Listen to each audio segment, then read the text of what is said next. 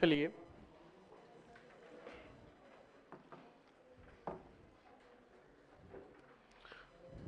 Class start करें। All of good afternoon. कैसे हो सभी? लास्ट पॉइंट बताओ जल्दी से, कहाँ तक पढ़ा हमने?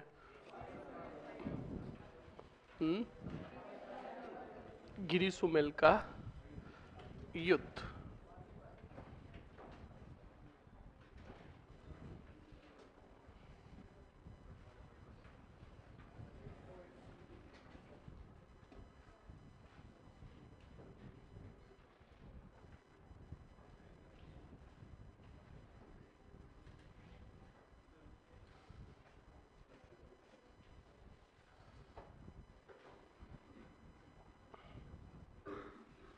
चलो,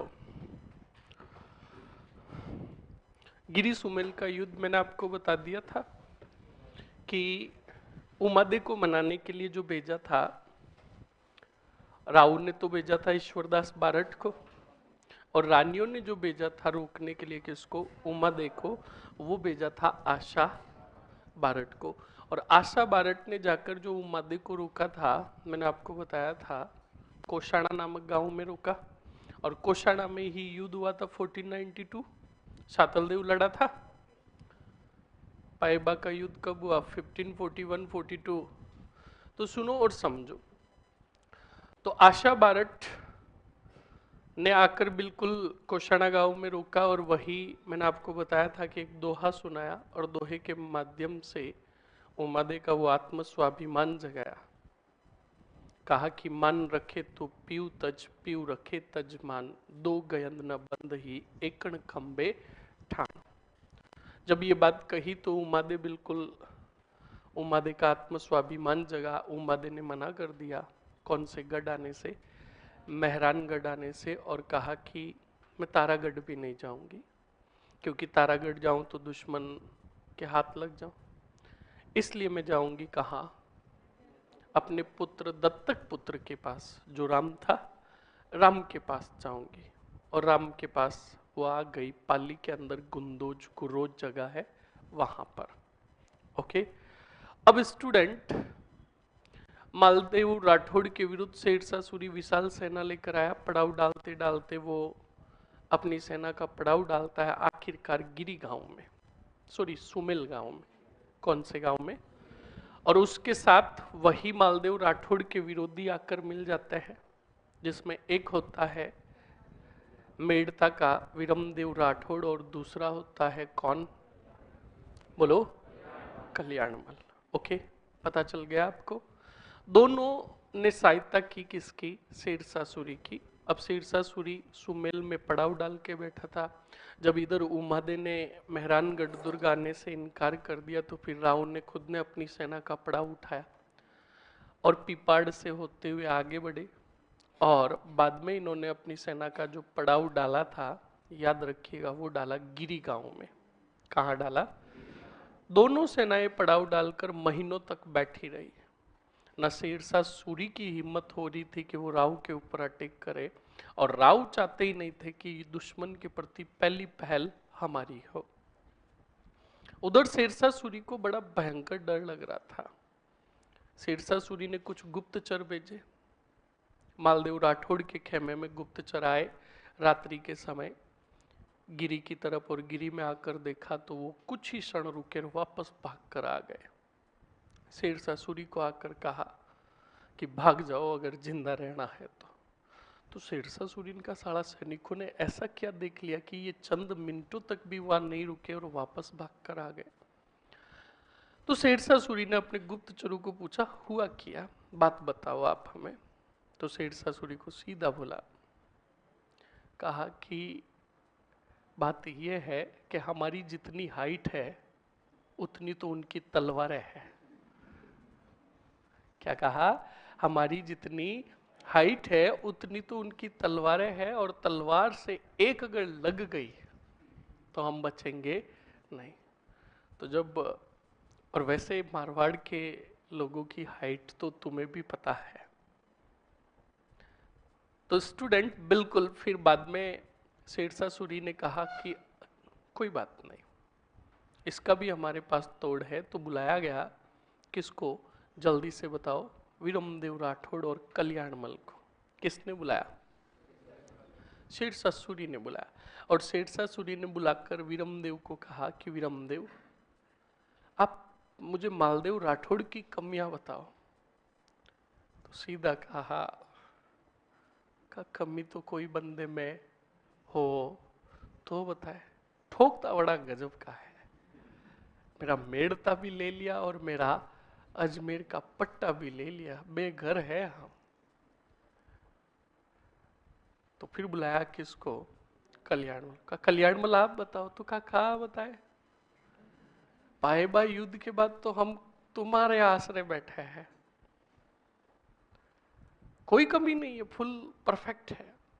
शेरशाह का तुम दोनों काम के नहीं हो। तब भी कुछ समय विरमदेव ने कहा कि राव अगर आज ताकतवर है तो हमारे परम मित्रों की वजह से। किन की वजह से? शेरशाह का वापस बोलना तो क्या बोला आपने? का राव अगर आज ताकतवर है तो हमारे परम मित्रों की वजह से। राव के दो सेनानायक है, चेता और कोपा, उनके साथ हमारा अच्छा खासा दोस्ताना है। तो बिल्कुल राव ने विरमदेव को कहा हम वापस आते हैं। शेरशाह ने विरमदेव को कहा हम वापस आते हैं। शेरशाह अपने कक्ष में वहीं पर पड़ाव जो डाला हुआ था शिविर में गया और शिविर में जाकर दो मोहरों की पोटलियां लेकर आया। गठरिया होती है ना, बूढ़ी डोकरिया रखती है ना, एक पोटली टाइप। तो ऐसी पोटलियां लेकर आया, दो पोटलियां। उन दोनों पोटलियों में क्या थी? सोने की मोहरें भरी हुई थी। और मोहरें दी किनको? विरमदेव को। किसको? तो विरमदेव ने कहा आपका बहुत बहुत आभार और धन्यवाद। कहा जूते पड़ेंगे, ये तेरी नहीं है। तो कहा तो कहा कि ये दोनों मोहरों की पोटलियां और ये जो हम आपको पत्र दे रहे हैं, ये पत्र लेकर मालदेव के खेमे में जाओ। यानी अब षड्यंत्र रच रहा है कौन? शेरशाह। तो विरमदेव ने वापस वो मोहरों की पोटलियां पकड़ाई शेरशाह को और कहा शेरशाह तुम्हें ये पता होना चाहिए कि मित्र हमारे जेता और कूपा है, मालदेव नहीं। हम उनके कक्ष में गए और मालदेव ने हमें पकड़ लिया तो भोगना उड़ा देंगे वो हमारा। और उन्हें ये भी पता है कि हम आपके साथ हैं। तो विरमदेव को कहा शेरशाह ने कहा बताओ मेड़ता चाहिए एक? नहीं कहा चाहिए, मेड़ता तो चाहिए। तो कहा फिर जाओ। तो विरमदेव जैसे तैसे करके बिल्कुल स्टूडेंट मालदेव के कक्ष में आया, मालदेव की तरफ आया गिरी गांव में, और जहां पर जेता और कूपा अपनी सेना का पड़ाव डाले बैठे थे उसके पास गया रात्रि के समय में। और जाकर वो दी हुई मोहरे दे दी किनको? जेता और कूपा को। क्या कहकर सुनना, जब जेता और कूपा ने अपने शिविर में देखा किसको? विरमदेव को। तो घबरा गया कौन? जेता और कूपा, क्योंकि मित्र थे। पर अगर पता चल जाए कि भाई मित्र यहाँ रण क्षेत्र में आकर मिल रहा है, राव को पता चल जाए तो हालत खराब हो जाए। तो जेता और कूपा को चिंता हुई विरमदेव की। विरमदेव को फटाक से कहा विरम तू यहाँ क्या कर रहा है भाई? हम तेरे दुश्मन है पर रण क्षेत्र है, राव को अगर तनिक भी खबर लग गई तो हालत खराब हो जाएगी और फिर हम भी राव के प्रति वफादार है। तो विरमदेव ने कहा ऐसा कुछ भी नहीं है, मैं तो यहाँ से जा रहा था अपनी सेना लेकर, मेरे सैनिक कब से ही जिद कर रहे हैं कि हमें सिरोही की क्या चाहिए? तलवारें। और हमने सुना है कि आप इस रण क्षेत्र को पूर्ण करने के बाद सिरोही की तरफ जाओगे, तो मैंने सोचा मेरे मित्र दोनों जा रहे हैं तो मैं उनको लगे हाथ थोड़ी मोहरे दे दूं, ताकि वो सिरोही से आते समय हमारे सैनिकों के लिए सिरोही की क्या लेकर आ जाएंगे? तलवारें लेकर आ जाएंगे। तो हम आपको सिर्फ मोहरे देने आए, ये मोहरे लो, हम जा रहे हैं। तो कहा जाता है कि वो मोहरों की दोनों पोटलियां रख ली किसने? जेता और कूपा ने, क्योंकि और मित्र पर क्या कर लिया? भरोसा। और विरमदेव ने जाते समय बिल्कुल वो जैसे तैसे करके मालदेव के खेमे में वो पत्र फेंकवा दिया। अब शाम का समय, वही रात्रि का समय, रात्रि के समय में जब मालदेव के सैनिक पहरा लगा रहे थे तो वो पत्र हाथ में लगा। वो पत्र लेकर गए मालदेव के पास, मालदेव ने वो पत्र पढ़ा तो मालदेव के होश उड़ गए। तो कहता है ना, बुजबल ही सब कुछ नहीं होता, सबसे बड़ी होती है बुद्धि, ताकतवर भी। तो स्टूडेंट, बिल्कुल उस पत्र में लिखा हुआ था कि मालदेव राठौड़ सुबह होते ही मरने के लिए तैयार हो जाओ। तुम्हारे विरोधी बीकानेर के कल्याणमल मेड़ता के विरमदेव राठौड़ हमारे साथ हो चुके हैं, और इनके साथ और भी काफी आपसे नाराज जो परगने के ठाकुर है वो भी हमारे साथ है। तीसरी बात, आपके विश्वस्त सेना नायक जेता और वो भी 10-10 हजार सोने की मोहरें लेकर बिक चुके हैं। हम सुबह होते ही सभी एक हो जाएंगे, तुम्हें तुम्हारे ही शिविर में घेर कर तुम्हारे ऊपर आक्रमण करेंगे और तुम्हें मौत के घाट उतार देंगे। जब ये बात कही स्टूडेंट, तो मालदेव राठौड़ एकदम हक्के बक्के रह गए। मालदेव राठौड़ ने कहा, नो, मेरे विश्वस्त सेना नायकों पर मुझे रत्ती भर भी शक नहीं है, पर मुझे सच्चाई का पता भी तो लगाना चाहिए। दुश्मन का ये पत्र है और दुश्मन के पत्र पर मैं भरोसा नहीं करूं, आंख बंद भी नहीं करनी चाहिए। तो स्टूडेंट शेरशाह सूरी ने क्या किया, सुनना और मालदेव ने क्या किया, सुनना और समझना। मालदेव राठौड़ ने कुछ एक सैनिक बुलाए। मालदेव राठौड़ ने कहा, देखो अभी मैं जेता और कूपा को अपने कक्ष में बुलाऊंगा। कहां बुलाऊंगा? कक्ष में बुलाऊंगा। तुम पीछे जाना। किसके कक्ष में? जेता और कूपा के कक्ष में। तुम्हें यही जाकर देखना है कि कुछ सोने की मोहरें मिले या नहीं मिले। ओके। अब जेता और कूपा को अपने कक्ष में बुलाया किसने? मालदेव ने। पीछे मालदेव के सैनिक उनके शिविर में गए, देखा तो आगे ही दोनों मोरों की पोटलियां पड़ी थी, क्योंकि उनके मन में ऐसा कुछ था ही नहीं। वो दोनों मोरों की पोटलियां लेकर सैनिक निकल गए। बाद में इधर मालदेव राठौड़ ने जेता और कूपा को कहा, जाओ सो जाओ, रात काफी हो गई है, सुबह युद्ध भी लड़ना पड़ सकता है। जेता और कूपा वापस आ गए। जेता और कूपा को 1% भी इस बात का पता नहीं। इधर वो सैनिक आए तो राव ने कहा, कुछ मिला? तो वो दोनों मोहरों की पोटलियां और उनमें वही मोहरे। तो स्टूडेंट, राव ने जो शक किया था वो शक सही साबित हुआ, पर राव अभी भी गलत ही सोच रहे थे, पर बात उनकी हिसाब से तो सही थी। अब राव ऐसी स्थिति में आ गए कि क्या मुझे रुकना चाहिए या चले जाना चाहिए। आखिरकार राव अपनी मुख्य सेना लेकर, कौन सी सेना?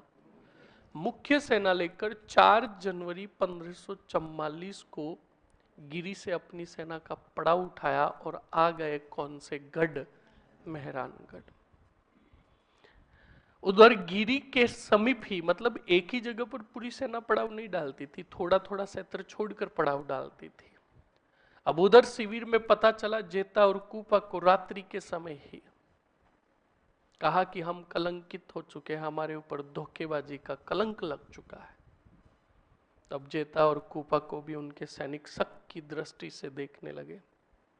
तब जेता और कूपा ने अपने सैनिकों को कहा कि योद्धाओं, अगर हम गद्दार होते तो अभी इस शिविर में नहीं होते, दुश्मन के साथ होते।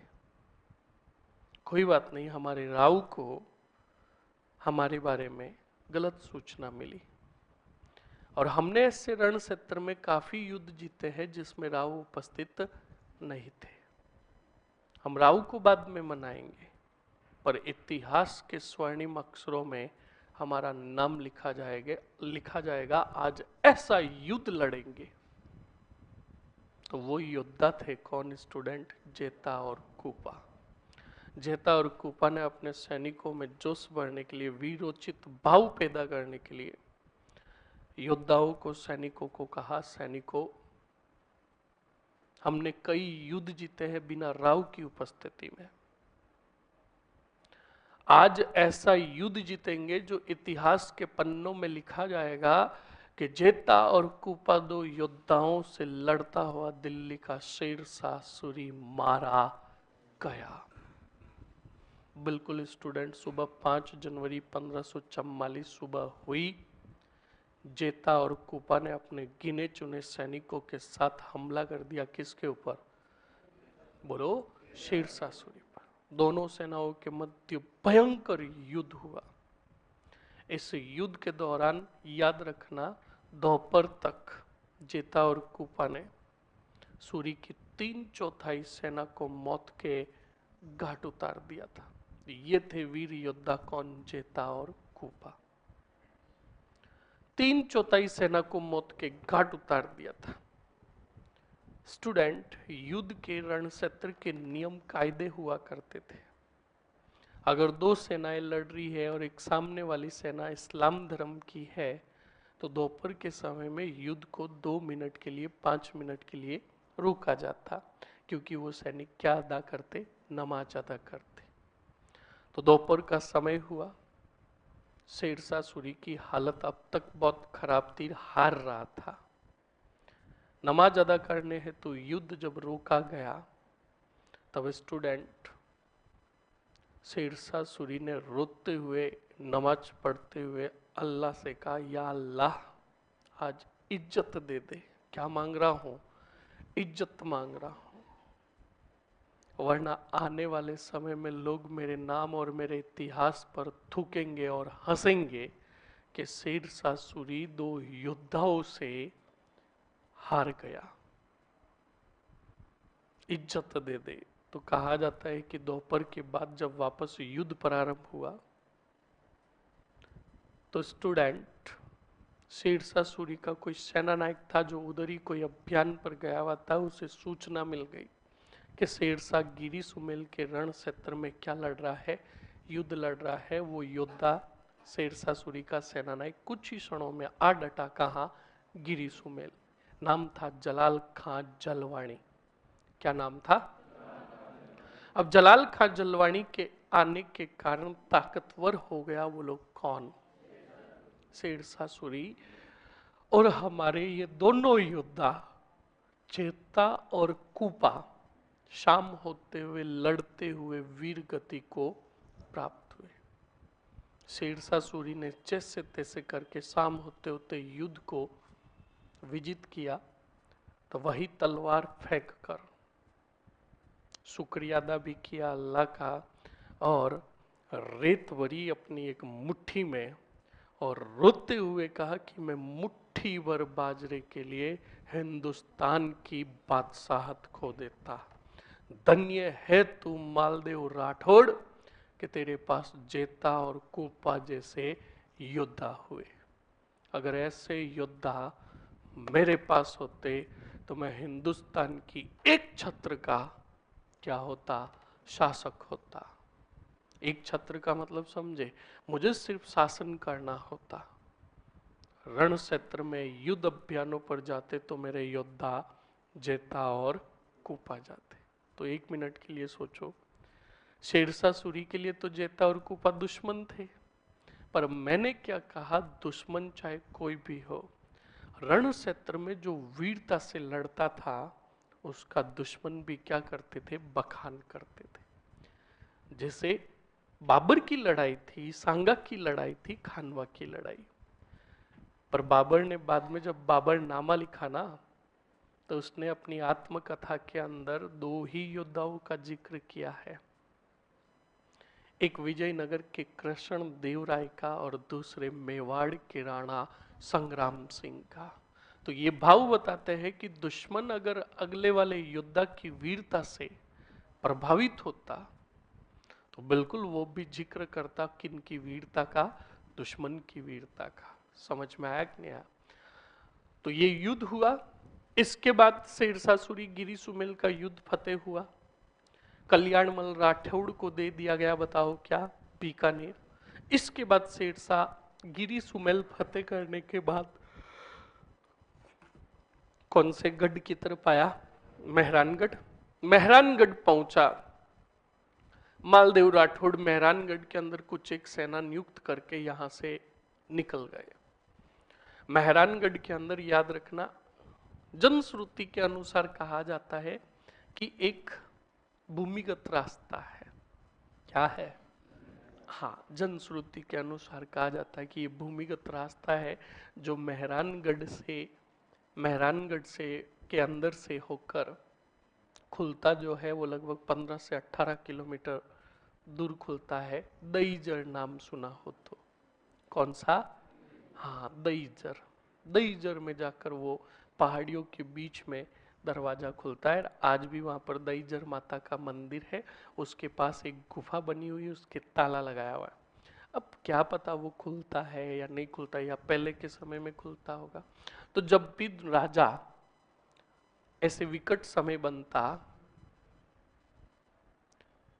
मतलब ऐसे विकट समय बनता, तो बिल्कुल राजा क्या करता था, अपने उसी गोपनीय रास्ते से अपने मुख्य सेना को लेकर उस विकट रास्ते से निकल जाते।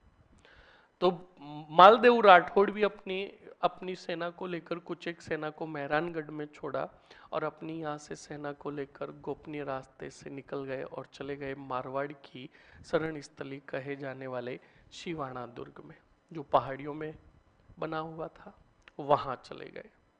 इधर शेरशाह सूरी ने बड़ी आसानी से मेहरानगढ़ पर क्या कर लिया, अधिकार कर लिया, और यहीं पर सूरी मस्जिद बनाई। और शेरशाह सूरी की तलवार या अकबर की तलवार आज भी मेहरानगढ़ में पड़ी है, ध्यान रखिएगा। अकबर की है या शेरशाह सूरी की, इन दोनों में से एक की तलवार जो है मेहरानगढ़ में पड़ी है। शेरशाह सूरी ने सूरी मस्जिद बनाई और रहा मारवाड़ में थोड़े दिन, और फिर मारवाड़ का यानी मेहरानगढ़ का जो कार्यभार सौंपा, वो सौंपा खवास खां को। कौन से खां को? अब मेरा आपसे सवाल है, पहले ये बताओ कि गिरी सुमेल युद्ध का विस्तृत वर्णन कौन से ग्रंथों में मिलता है? एनीबडी? किसने लिखा? अब्बास खां सरवानी। बहुत बढ़िया, याद रखिएगा, तारीख शेरशाही में मिलता, जो लिखा था अब्बास खां सरवानी ने लिखा। याद रखना, कहीं कहीं पर पुस्तकों में इसका नाम नहीं दे रखा है, वहां पर नाम बड़ा खतरनाक दे रखा है, या हया बिन अहमद अब्दुल खां सरहिंद, ये नाम है पूरा, या हया अहमद बिन अब्दुल सरहिंद। ध्यान रखिएगा, ये जो नाम दे रखा है, ये सरहिंद नाम का जो विद्वान हुआ ना, ये शेरशाह सूरी के समकालीन नहीं था, ये तुगलक के समकालीन था। समझ में आया कि नहीं आया? तो बुकों में, गाइडों में गलत दे रखा है। इस ग्रंथ का रचयिता जो था अब्बास खां सरवानी था, मियाँ अब्बास खां सरवानी। और याद कीजिए, अहमद खां सरवानी हमने पढ़ा, चित्तौड़ का कार्यभार सौंपा, उसका भाई ही था। ओके, लिख ले अब जल्दी से, लिखो।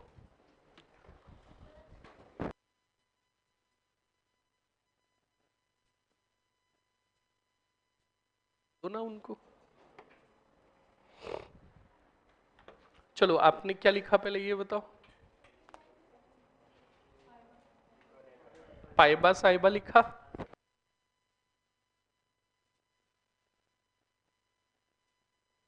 पाइबा साहिबा लिखा ना? तो अब लिखो जल्दी से स्टूडेंट।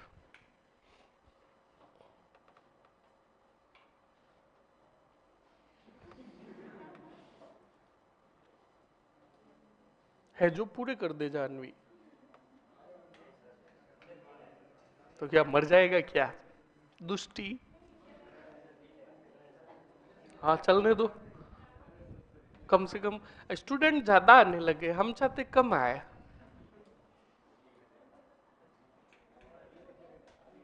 अब पिछले वाले बंद कर दो, उनको मेरी बात सुनो, उनको बुला लो जिनको पता है, बैठ जाओ। चलो अब सुनो और समझो। सर सिकंदर की एक उपाधि है, कोई व्यक्ति है कंफ्यूज हो रहा है, सिकंदर।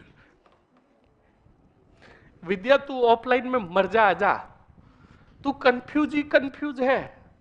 अरे सिकंदर बिल्कुल शासक हुआ, और सिकंदर ए सानी जो उपाधि थी, ये अलाउद्दीन खिलजी की थी, ध्यान रखे इस बात को। ओके,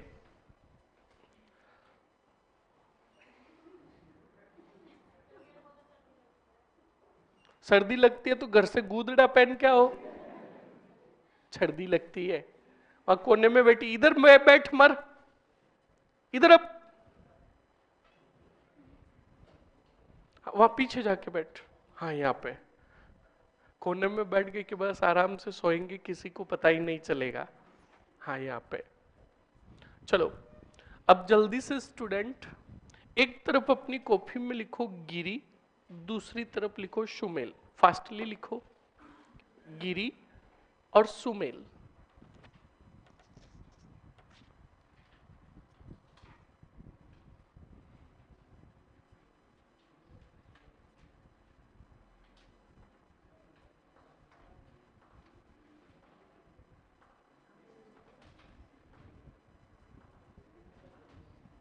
आवाज नहीं, लिख दिया। अब गिरी में बताओ पड़ाव किसने डाला, बोलो तो लिखो जल्दी से। मालदेव राठौड़ ने अपनी सेना का पड़ाव डाला। मालदेव राठौड़ ने अपनी सेना का पड़ाव डाला।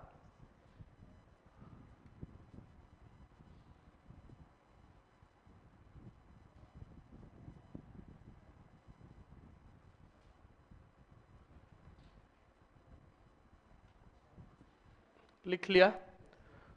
सुमेल लिखो, सुमेल में लिखो शेरशाह सूरी ने अपनी सेना का पड़ाव डाला। शेरशाह सूरी ने अपनी सेना का क्या डाला, पड़ाव। अब शेरशाह सूरी की तरफ ही पूरे पॉइंट लिख दो शेरशाह सूरी के। अब बताओ शेरशाह सूरी का साथ कितने क्षत्रिय ने दिया था, तो लिखो शेरशाह सूरी का साथ निम्न शासकों ने दिया। शेरशाह सूरी का साथ निम्न शासकों ने दिया।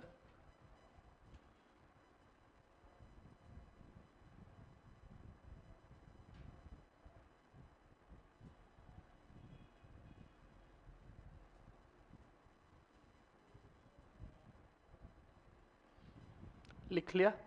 ओके, नेक्स्ट लिखो स्टूडेंट। फर्स्ट लिखो मेड़ता का कौन सा देव, वीरमदेव राठौड़। मेड़ता का वीरमदेव राठौड़ और बीकानेर का कल्याणमल। लिख लिया। ओके, अब बताओ युद्ध के मध्य भाग में शेरशाह सूरी की सहायता हेतु कौन पहुंचा, जलाल खां जलवाणी। तो लिखो अगले पॉइंट में, युद्ध के समय शेरशाह सूरी की सैनिक सहायता, युद्ध के समय शेरशाह सूरी की सैनिक सहायता, शेरशाह सूरी की सैनिक सहायता जलाल खां जलवाणी ने की।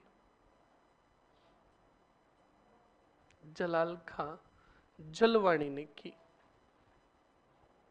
किसने की, जलाल खां जलवाणी ने। लिख लिया। नेक्स्ट आगे बढ़ो स्टूडेंट।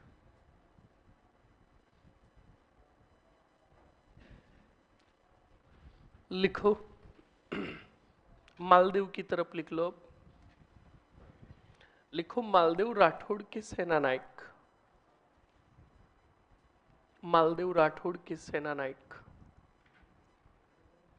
कौन थे, जेता व कुपा। जेता व कुपा।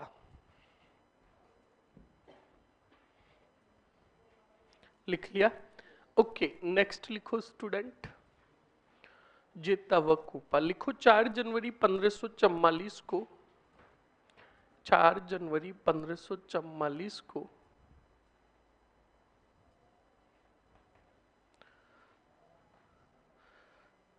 मालदेव राठौड़ अपनी मुख्य सेना लेकर, मालदेव राठौड़ अपनी मुख्य सेना लेकर, मालदेव राठौड़ अपनी मुख्य सेना लेकर बताओ कहां आए, मारवाड़ आए। मारवाड़ लिख दो या जोधपुर आए। लिख लिया। ओके, अब बताओ शेरशाह सूरी, चलो मुख्य पॉइंट तो हमने लिख लिए। अब वापस इसी के नीचे, इस डायग्राम के नीचे वापस छोटा सा हेडिंग डालो बराबर लाइनों में, गिरी सुमेल का युद्ध। मतलब पॉइंट जो थे महत्वपूर्ण हमने लिख लिए ऊपर। अब लिखो गिरी सुमेल का युद्ध। गिरी सुमेल का युद्ध तारीख लिखो 5 जनवरी 1544। 5 जनवरी 1544 लिख लिया। ओके, नेक्स्ट लिखो स्टूडेंट। 5 जनवरी 1544। एक तरफ लिखो गिरी, नहीं सॉरी लिख लिया ना, ये तो सीधा लिखो शेरशाह सूरी वर्सेस मालदेव राठौड़। शेरशाह सूरी वर्सेस मालदेव राठौड़। मालदेव राठौड़ से एरो निकाल कर लिखो सेनानायक कौन थे? जेता कुपा। परिणाम में लिख दो शेरशाह सूरी की विजय।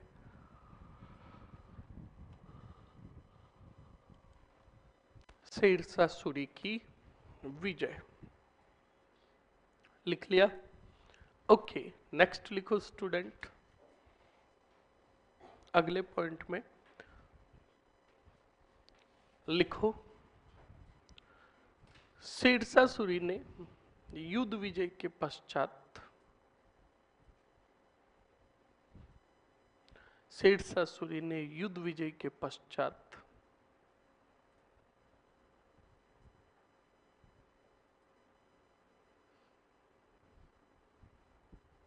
शेरशाह सूरी ने युद्ध विजय के पश्चात कहा मैं मुट्ठी भर बाजरे के लिए, मैं मुट्ठी भर बाजरे के लिए हिंदुस्तान की क्या खो देता? बादशाहत खो देता।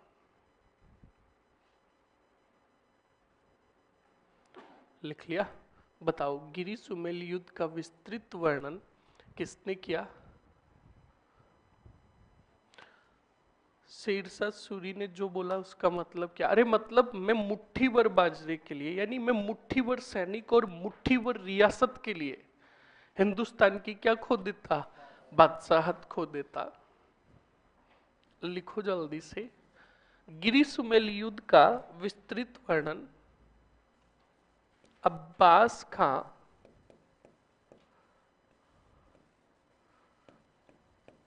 सरवानी ने तारीख ए शेरशाही ग्रंथ में किया। तारीख ए शेरशाही ग्रंथ में किया।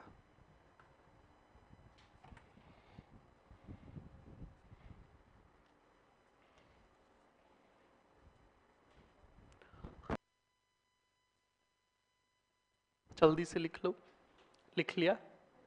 तारीख शेरशाही ग्रंथ में किया। लिख लिया ना? ओके, नेक्स्ट लिखो स्टूडेंट। अब बताओ मारवाड़ पर अधिकार करके, मेहरानगढ़ पर अधिकार करके कार्यभार किसको सौंपेंगे? खवास खां को। तो लिखो जल्दी से। लिखो मालदेव राठौड़ ने, सॉरी शेरशाह सूरी, पहले लिखो मालदेव राठौड़ ने मारवाड़ की शरण स्थली कहे जाने वाले, मालदेव राठौड़ ने मारवाड़ की शरण स्थली कहे जाने वाले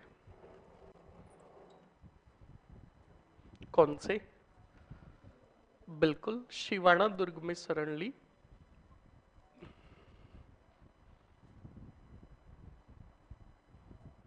शिवाणा दुर्ग में शरण ली। लिख लिया। अब लिखो शेरशाह सूरी ने मेहरानगढ़ पर अधिकार कर, शेरशाह सूरी ने मेहरानगढ़ पर अधिकार कर कार्यभार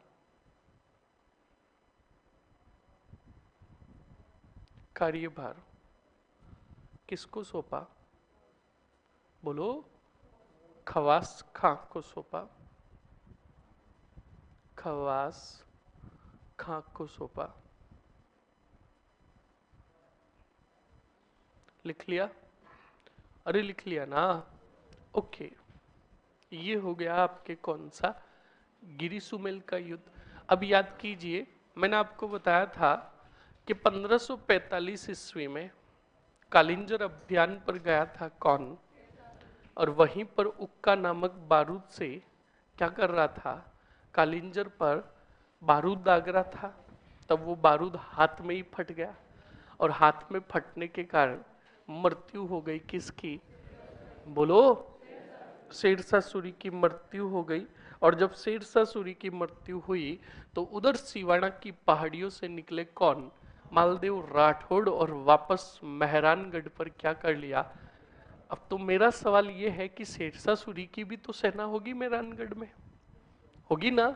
और वो लड़ने जाएगी किससे? मालदेव से।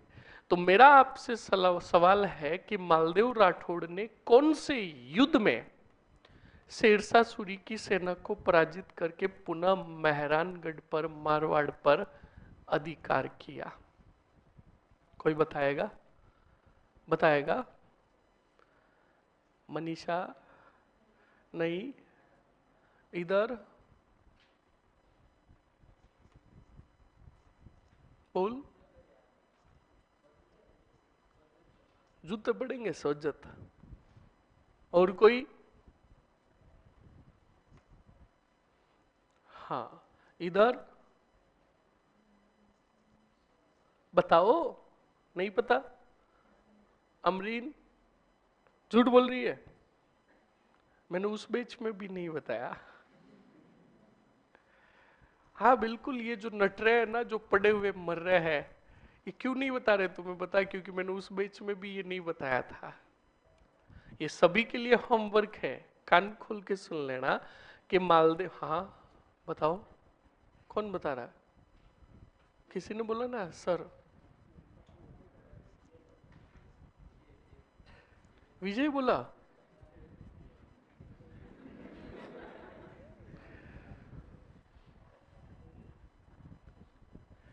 लिखो जल्दी से, होमवर्क लिखो। पहले लिखो पॉइंट एक होमवर्क के पहले।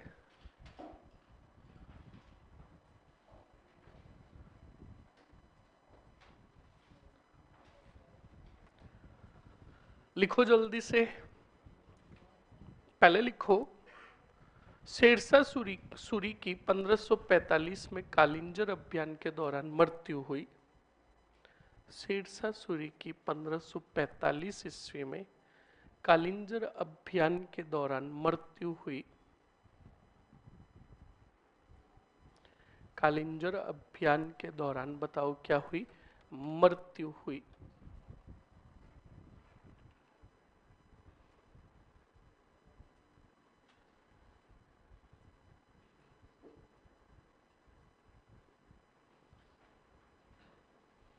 मृत्यु हुई। लिख लिया? अरे लिख लिया ना? ओके, लिखो। अब होमवर्क। मालदेव राठौड़ ने सूरी की सेना को, मालदेव राठौड़ ने सूरी की सेना को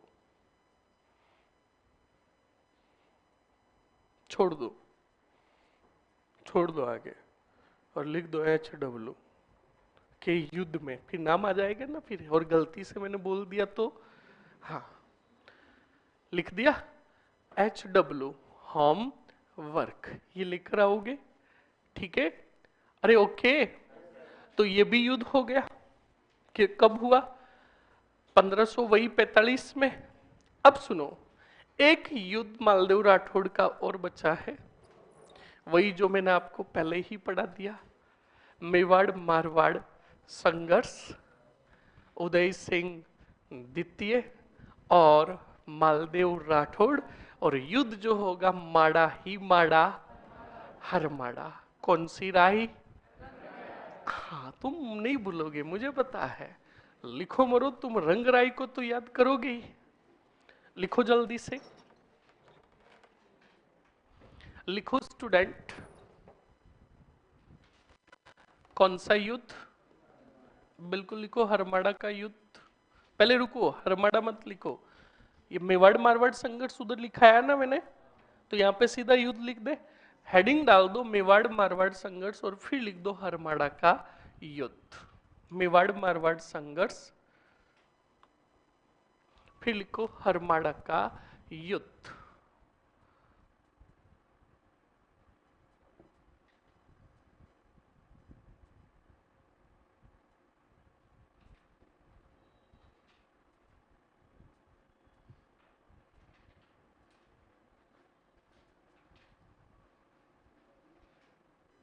लिख लिया? हाँ लिख दो हरमाड़ा का युद्ध तो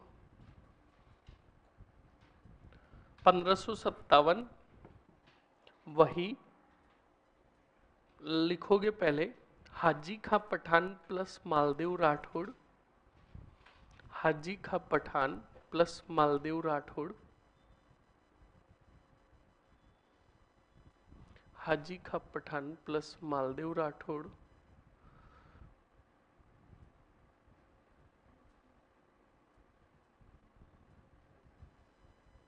लिख लिया? नेक्स्ट लिखो सामने कौन,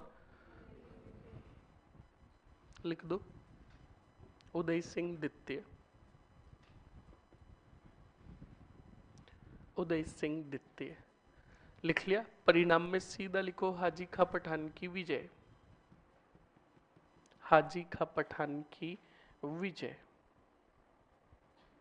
लिख लिया? अब सुनो और समझो। मालदेव राठौड़ का अंतिम युद्ध अभियान जो जेतारण का युद्ध होगा 1562 में अकबर के विरुद्ध, और उसके बाद 7 नवंबर 1562 को क्या हो जाएगी, मृत्यु हो जाएगी किसकी, मालदेव राठौड़ की। तो सुनो और समझो। मालदेव राठौड़ का अंतिम युद्ध अभियान जेतारण का युद्ध था जो अकबर के विरुद्ध था, क्योंकि अकबर ने मारवाड़ के मेड़ता जेतारण पर क्या कर लिया, अधिकार कर लिया, और 7 नवंबर 1562 को मालदेव राठौड़ की क्या हुई, मृत्यु हुई। अब स्टूडेंट मालदेव राठौड़ की 7 नवंबर 1562 को मृत्यु हुई, और उनके साथ जो रानियां थी वो तो क्या हुई, सती हुई। अब रानी उमादे जो थी उस समय दूसरे स्थान पर थी। समझ में आया कि नहीं आया? तो देखो राजा के साथ जो रानियां होती थी वो तो क्या हो जाती थी, सती हो जाती थी, तो उसे कहा जाता था सहमरण। क्या कहा जाता था? अब कुछ रानियां जो होती थी राजा के साथ नहीं हुआ करती थी, वो दुर्ग में हुआ करती थी या कहीं अन्यंत्र हुआ करती थी, तो उन रानियों को भेजी जाती थी राजा के शरीर की कुछ निशानियां, कपड़े वगैरह हुए और कुछ हुए। तो मालदेव राठौड़ की रानी उमादे भी थी, उमादे के पास भेजी गई मालदेव राठौड़ की पगड़ी। क्या भेजी गई, बोलो? पगड़ी भेजी गई। तो स्टूडेंट केलवा के अंदर, कहा 7 नवंबर 1562 के बाद जब पगड़ी गई केलवा के अंदर किसके पास, उमादे के पास, तो उमादे 7 नवंबर 1562 को क्या हुई, सती हुई। जब सती हुई तो इतिहासकारों ने कहा इतिहास में खूब सारी सतियां हुई पर उमादे जैसी सती कोई नहीं हुई। क्यों?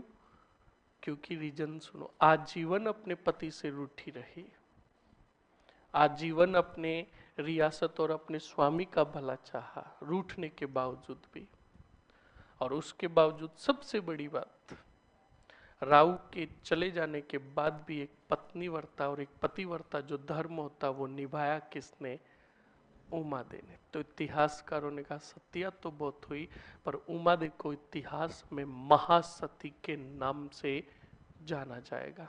किसके नाम से, बोलो? बोलो, समझ में आया कि नहीं आया? तो महासती के नाम से जाना गया किसको, उमादे को। ध्यान रखें इस बात को, महासती के नाम से जाना गया। और पति की वस्तु के साथ सती होना क्या कहलाता है, बोलो? अनुमरण कहलाता है। क्या कहलाता है?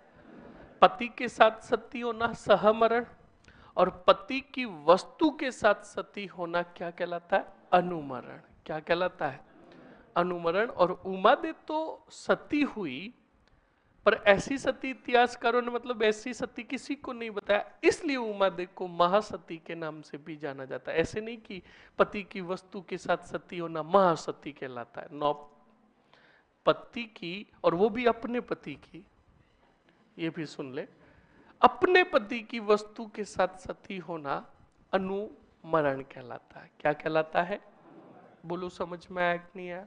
अरे आया ना, लिखो जल्दी से। सीधा लिखो मालदेव राठौड़ का अंतिम अभियान।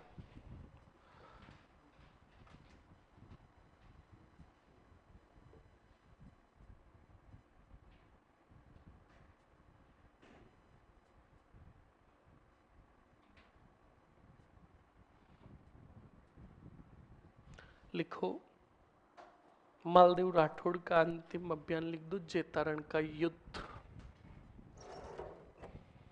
कौन सा युद्ध? जेतारण का युद्ध।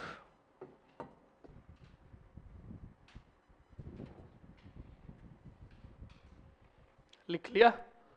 ओके। लिखो मृत्यु 7 नवंबर 1562 को।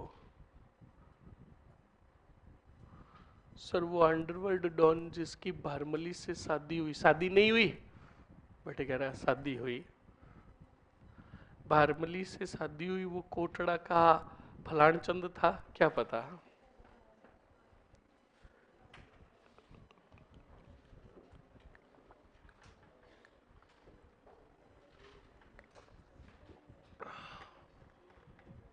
वो अंडरवर्ल्ड डॉन बड़ा खतरनाक था। पता लगा वो अंडरवर्ल्ड डॉन कौन था? बागा कौन सा वो है? वो बागा बावड़ी का है। समझ में आया? हाँ, देखो बेटों के चेहरों पे मुस्कान आई। पढ़ लो मर लो, उस बागा के पास भी बावड़ी है। अब तुम,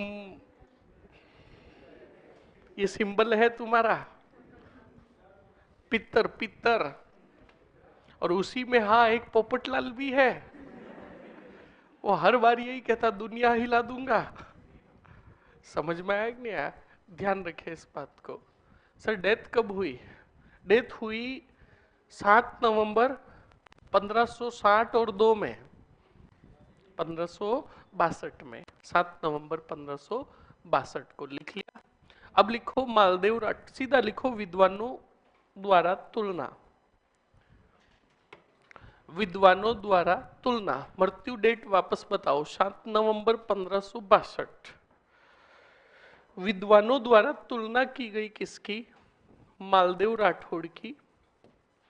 क्या तुलना की गई? फास्टली लिख लो, किस विद्वान ने क्या क्या कहा।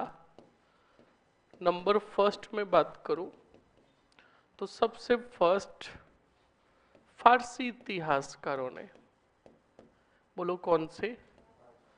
फारसी इतिहासकार।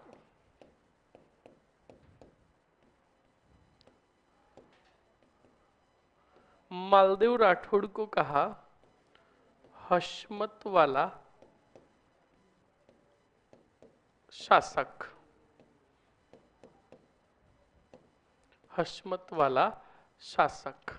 ओके। उसके बाद नंबर 2 कौन? बदायूनी खां।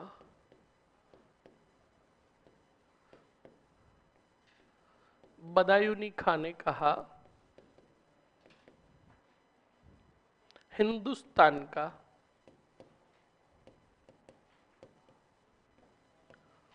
पुरुषार्थी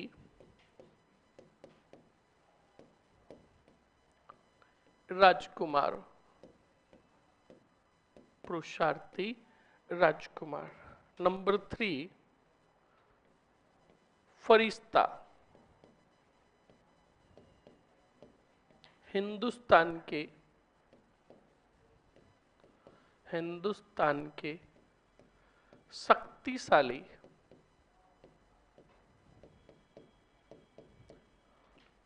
राजाओं में से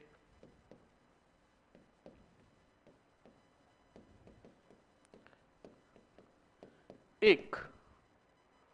ओके। नंबर 4 बदायूनी खां। बदायूनी आ गया। फिर लो अब्बुल फजल, और अब्बुल फजल ने कहा हिंदुस्तान के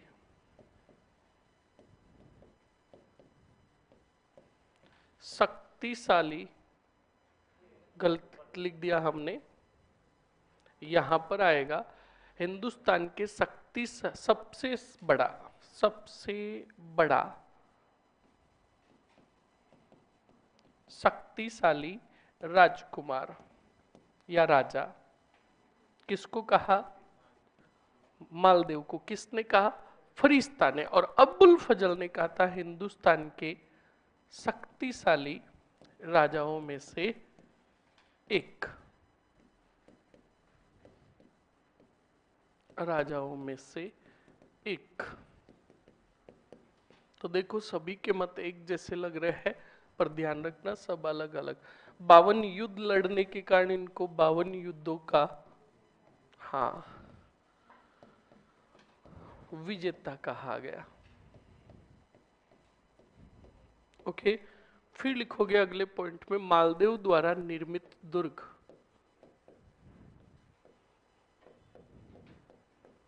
निर्मित दुर्ग। नंबर फर्स्ट मालकोट दुर्ग कहां बनाया? हाँ। और कौन सा बनाया? पोखरण का दुर्ग। पोखरण का दुर्ग कहां है? कौन से मेर में? उसके बाद नेक्स्ट अगला सोजत का किला।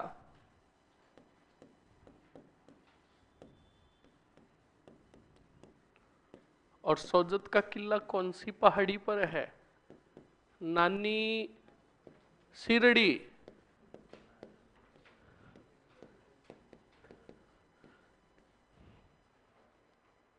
लिख लो जल्दी से।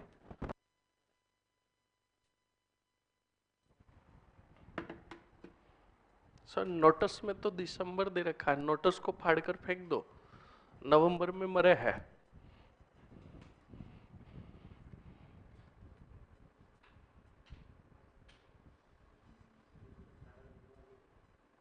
अभी लिखाएंगे, वो आ जाएंगे उमादे वाले में।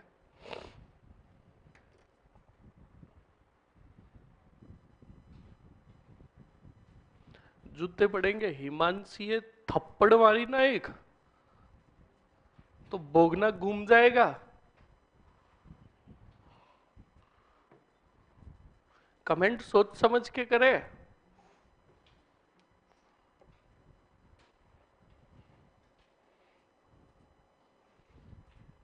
डिलीट कर दो इसको, कमेंट को।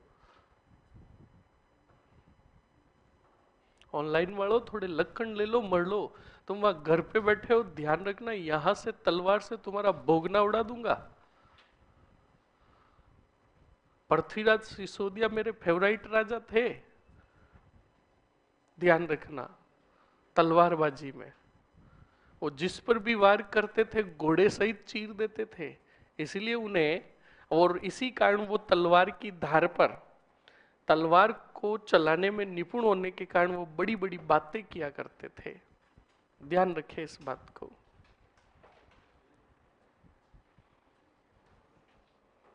लिखो जल्दी से। लिख लिया सभी ने? सभी ने यहीं पर छोटा सा हेडिंग डालो, उमा दे। कौन सी दे? उमा दे। उमा दे के बारे में भी लिखना पड़ेगा। लिखो उमा दे का फैन बंद करवाना है, बंद करवाना है। कितने जने हैं? 3 2 5 2 7, 7 पांडव है। पांडव तो 5 ही हुए थे, पर यहाँ 7 पांडव है। बताओ पांडवों, चालू रखना है या बंद करवाना है? हाँ चुनावी तो हो रहा है, बताओ जल्दी से। बंद या चालू? बंद करने वाले हाथ खड़ा करें, और चालू रखने वाले हाथ खड़ा करें। अब बताओ जीते कौन? बस पिछले वाले वोट नोटा में। बंद कर दो।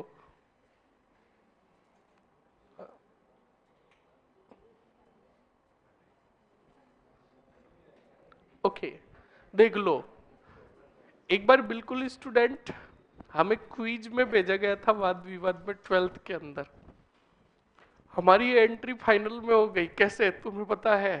हमारे साथ 2 टीमें और थी, वो लप के लेते गए। हम कोई भी क्वेश्चन हमें आ ही नहीं रहा था, क्योंकि तो क्रिकेट खेलने एंड वहीं पर वाद विवाद प्रतियोगिता थी, क्विज कंपटीशन था। तो सारा हमारे नाम डाल दिए, मेरा और मेरे साथ एक भाई का और नाम था, उसके डाल दिए। अब आपको पता है 1 मिनट में कुछ क्वेश्चंस पूछते थे, मतलब क्विज भी काफी प्रकार की हुआ करती थी। तो क्विज में 5 प्रकार के क्वेश्चंस पूछे गए। 1 मिनट में उसने कम से कम 1 मिनट नहीं होगा तब तक वो फास्टली क्वेश्चंस पूछेगा, हमें हमें सिर्फ हाँ या ना का जवाब देना है। तो बिल्कुल सबसे पहले हमारा नंबर आया। मैंने उसको कहा तू खड़ा हो और मैं जू जू बोलूं तू तो टिकाते रहना, हाँ ना हाँ ना हाँ ना। तो बिल्कुल स्टूडेंट उसने वो खड़ा हुआ, मैडम पूछती गई हाँ ना हाँ ना। तो काफी करके ऐसे क्वेश्चंस राइट हो गए। फिर 5 प्रकार के ऐसे क्वेश्चंस पूछे गए। हम इसके अलावा सब क्वेश्चंस पास करते गए। अभी को नहीं तो लपके लेवे क्यों, पास करते गए। और वो पास वाले जो 2 टीमें थी, टोटल 3 थी, जिसमें 2-2 थे, 6 जने। तो बिल्कुल पास वाली टीम को वो क्वेश्चंस जाता आगे, वो लपके लेते और गलत बताते ही नेगेटिव। वो दोनों माइनस में, हम प्लस में थे। मतलब समझे, हम प्लस में भी कितने थे? 3 नंबर, 3 मार्क्स, और वो दोनों माइनस में। फाइनल में लीड, सीधा फाइनल में गए। फाइनल में सेकंड पोजीशन आई इसी में, हाँ ना हाँ ना हाँ ना में। तो उसी प्रकार ये नोटा, पिछले वाले बोर्ड थे, चाहते थे तो आरक्षण ले सकते थे, रिजर्वेशन करा सकते थे, पर सबने नोटा चूज किया तो वाह, एक वोट जीत गया। वो वाली बात हुई। सर वहां ठंड लग रही कि नहीं? गर्मी लग रही इसलिए पंखे चला रहे हैं, ठंड लगती तब नहीं चलाते हैं। अरे कमीड़ो, पहले सोचो कि हम क्या बोल रहे हैं। लिखो जल्दी से। नेक्स्ट, उमादेव, पहला ही पॉइंट लिखो। जैसलमेर के राजा लूणकरण भाटी की पुत्री।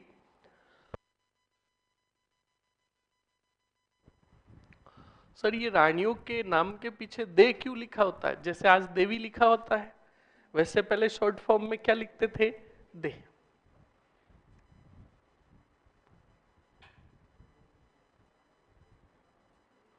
लिख लिया? क्या लिखा आपने? लिख लिया? सीधा लिखो विवाह। विवाह बताओ किसके साथ हुआ? बिल्कुल लिखो, मालदेव राठौड़ के साथ।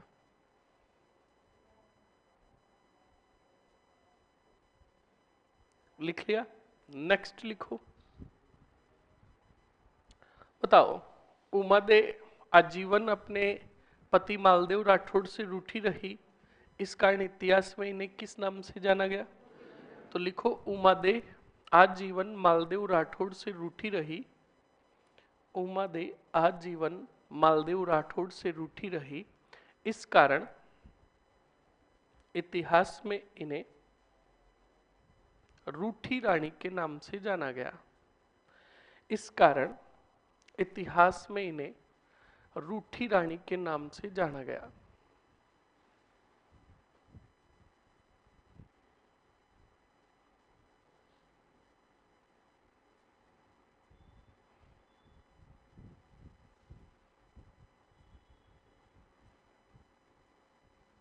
लिख लिया? नेक्स्ट लिखो, जीवन यापन कौन से दुर्ग में? बिल्कुल लिखो, जीवन यापन तारागढ़ दुर्ग में।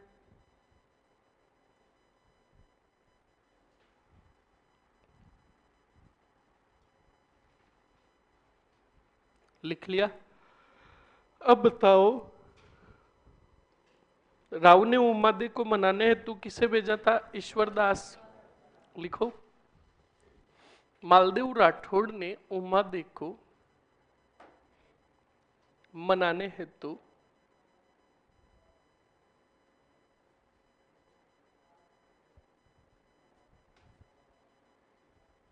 मालदेव ने उमादेव को मनाने हेतु ईश्वरदास बारठ को भेजा, किंतु रानियों ने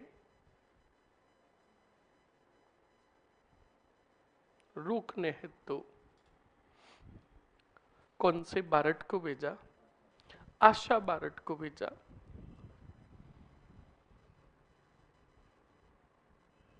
आशा बारठ को भेजा।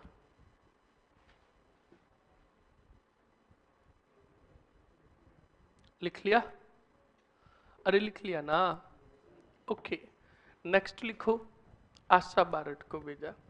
अगले पॉइंट में लिखो स्टूडेंट।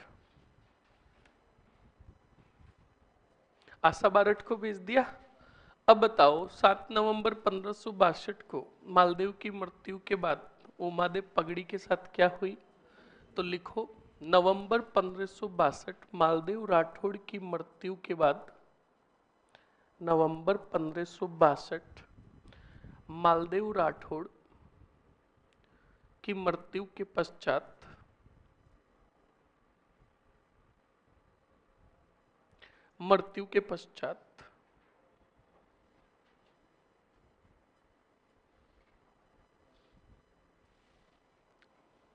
उमादेव मालदेव की पगड़ी के साथ, उमादेव मालदेव की पगड़ी के साथ सती हुई।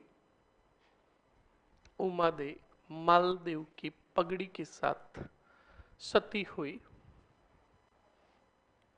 नवंबर 1562 मालदेव की मृत्यु के पश्चात उमादेव मालदेव की पगड़ी के साथ क्या हुई? सती हुई। इस कारण इतिहासकारों ने उमादेव को, इस कारण इतिहासकारों ने उमादेव को बताओ कौन सी सती कहा? महासती कहा। उमादेव को महासती कहा।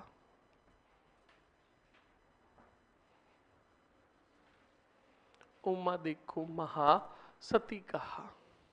लिख लिया? अरे लिख लिया ना? ओके, नेक्स्ट आगे बढ़ो स्टूडेंट। अगले पॉइंट में लिखो। हो गए ना पॉइंट? एक पॉइंट और लिख लो। अपने पति की वस्तु के साथ सती होना, अपने पति की वस्तु के साथ सती होना क्या कहलाता है? अनुमरण कहलाता है। अपने पति की वस्तु के साथ सती होना अनुमरण कहलाता है। सर कोई गलती हुई तो सॉरी, प्लीज आंसर दे दो ना प्लीज। मालदेव राठौड़ की मृत्यु युद्ध के दौरान हुई या ऐसे ही? युद्ध के दौरान हुई थी। अभी क्या बोला मैंने? जैतरण का युद्ध जो था, अंतिम अभियान था किनका? मालदेव राठौड़ का। ध्यान रखे इस बात को। लिख लिया? अरे लिख लिया ना? अपने पति की वस्तु के साथ सती होना अनुमरण कहलाता है। कौन सा मरण? लिख लिया? अरे लिख लिया ना? ये हो गया चैप्टर आपका कौन से देव का? मालदेव राठौड़ का। अब मालदेव राठौड़ के बाद राजा कौन बने? आप में से कौन बताएगा? जिसको आ रहा है हाथ खड़ा बताओ। खड़ा हो। कौन बने? राहुचंद्र सेन। बड़े पुत्र कौन थे? मालदेव राठौड़ के बड़े पुत्र कौन थे? रुक जाओ, इसका पेपर देने तुम नहीं जाओगे? बताओ बड़े पुत्र कौन थे? यार तेरे जैसा एक बॉलीवुड में है, बिल्कुल ये नहीं है। वो बॉलीवुड के अंदर एक बहुत बड़ा डायरेक्टर है जो डांस बहुत शानदार करता है। हाँ, देखो कमीनों को देखो, इनको हर चीज पता है कि सर किसकी बात कर रहे हैं। और एक और है जिसका गाना है मुझको भी तो लिफ्ट करा दे, अदनान स्वामी। बिल्कुल। कौन है? अदनान स्वामी की तो तू कॉपी लगता है। अदनान पतला हो गया अब, काफी एकदम स्लिम हो गया।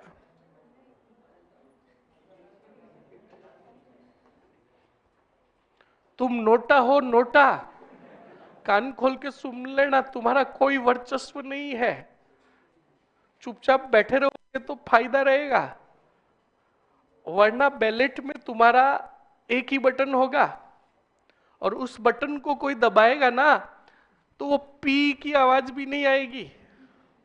दुष्ट आत्माएं बेटी खुद ही आपस में गप्पे मार रही है, खुद ही आपस में हंस रही है। क्या हुआ छोरिया?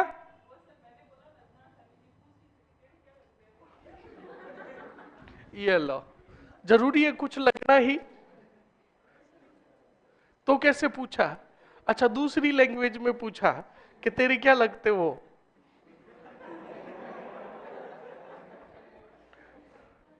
छोरिया ये देख लो, मेरे छोरे बेचारे बड़े भोले हैं। हाँ, मेरे छोरे यूं ही बदनाम है बेचारे। आमिर खान ने गलत कहा, सही कहा था कि मारी छोरिया के छोरों से बिल्कुल अटे तो ज्यादा है बाता में, लकड़ ले लो मर लो। हाँ, छोरे मेरे बड़े होशियार और बहुत ज्यादा मासूम हो। हाँ, मैंने तुम्हें पहले भी कहा कि तुम्हारा बेच देखने पर तो बैठो बड़ा भोला भाला लगता है, पर इस भोले भाले चेहरों के पीछे बहुत गहरे गहरे राज छुपे हुए हैं। इस बात को ध्यान रखें, इसलिए चुपचाप पढ़ लो मर लो, वरना कल्याण हो जाएगा। फिर यही भोले भाले चेहरे या रोड के पास, हाँ, कोई गोलगप्पे का डिपार्टमेंट लेकर खड़ा रहेगा, कोई और डिपार्टमेंट लेकर खड़ा रहेगा, और कोई तो और नुक्कड़ पर खड़े रहेंगे। इसलिए कह रहा हूं चुपचाप पढ़ लो। अभी जो काम है सिर्फ आपका एक ही काम है, पढ़ाई करना, वरना नो डाउट वो काम तो पूछते नहीं, धंधा करते रहेंगे। समझ में आया ना? ध्यान रखिए इस बात को। तो स्टूडेंट अब सुनो और समझो आगे क्या हुआ और क्या नहीं हुआ। केलवा, आगे कोष्टक में लिख दो केलवा में।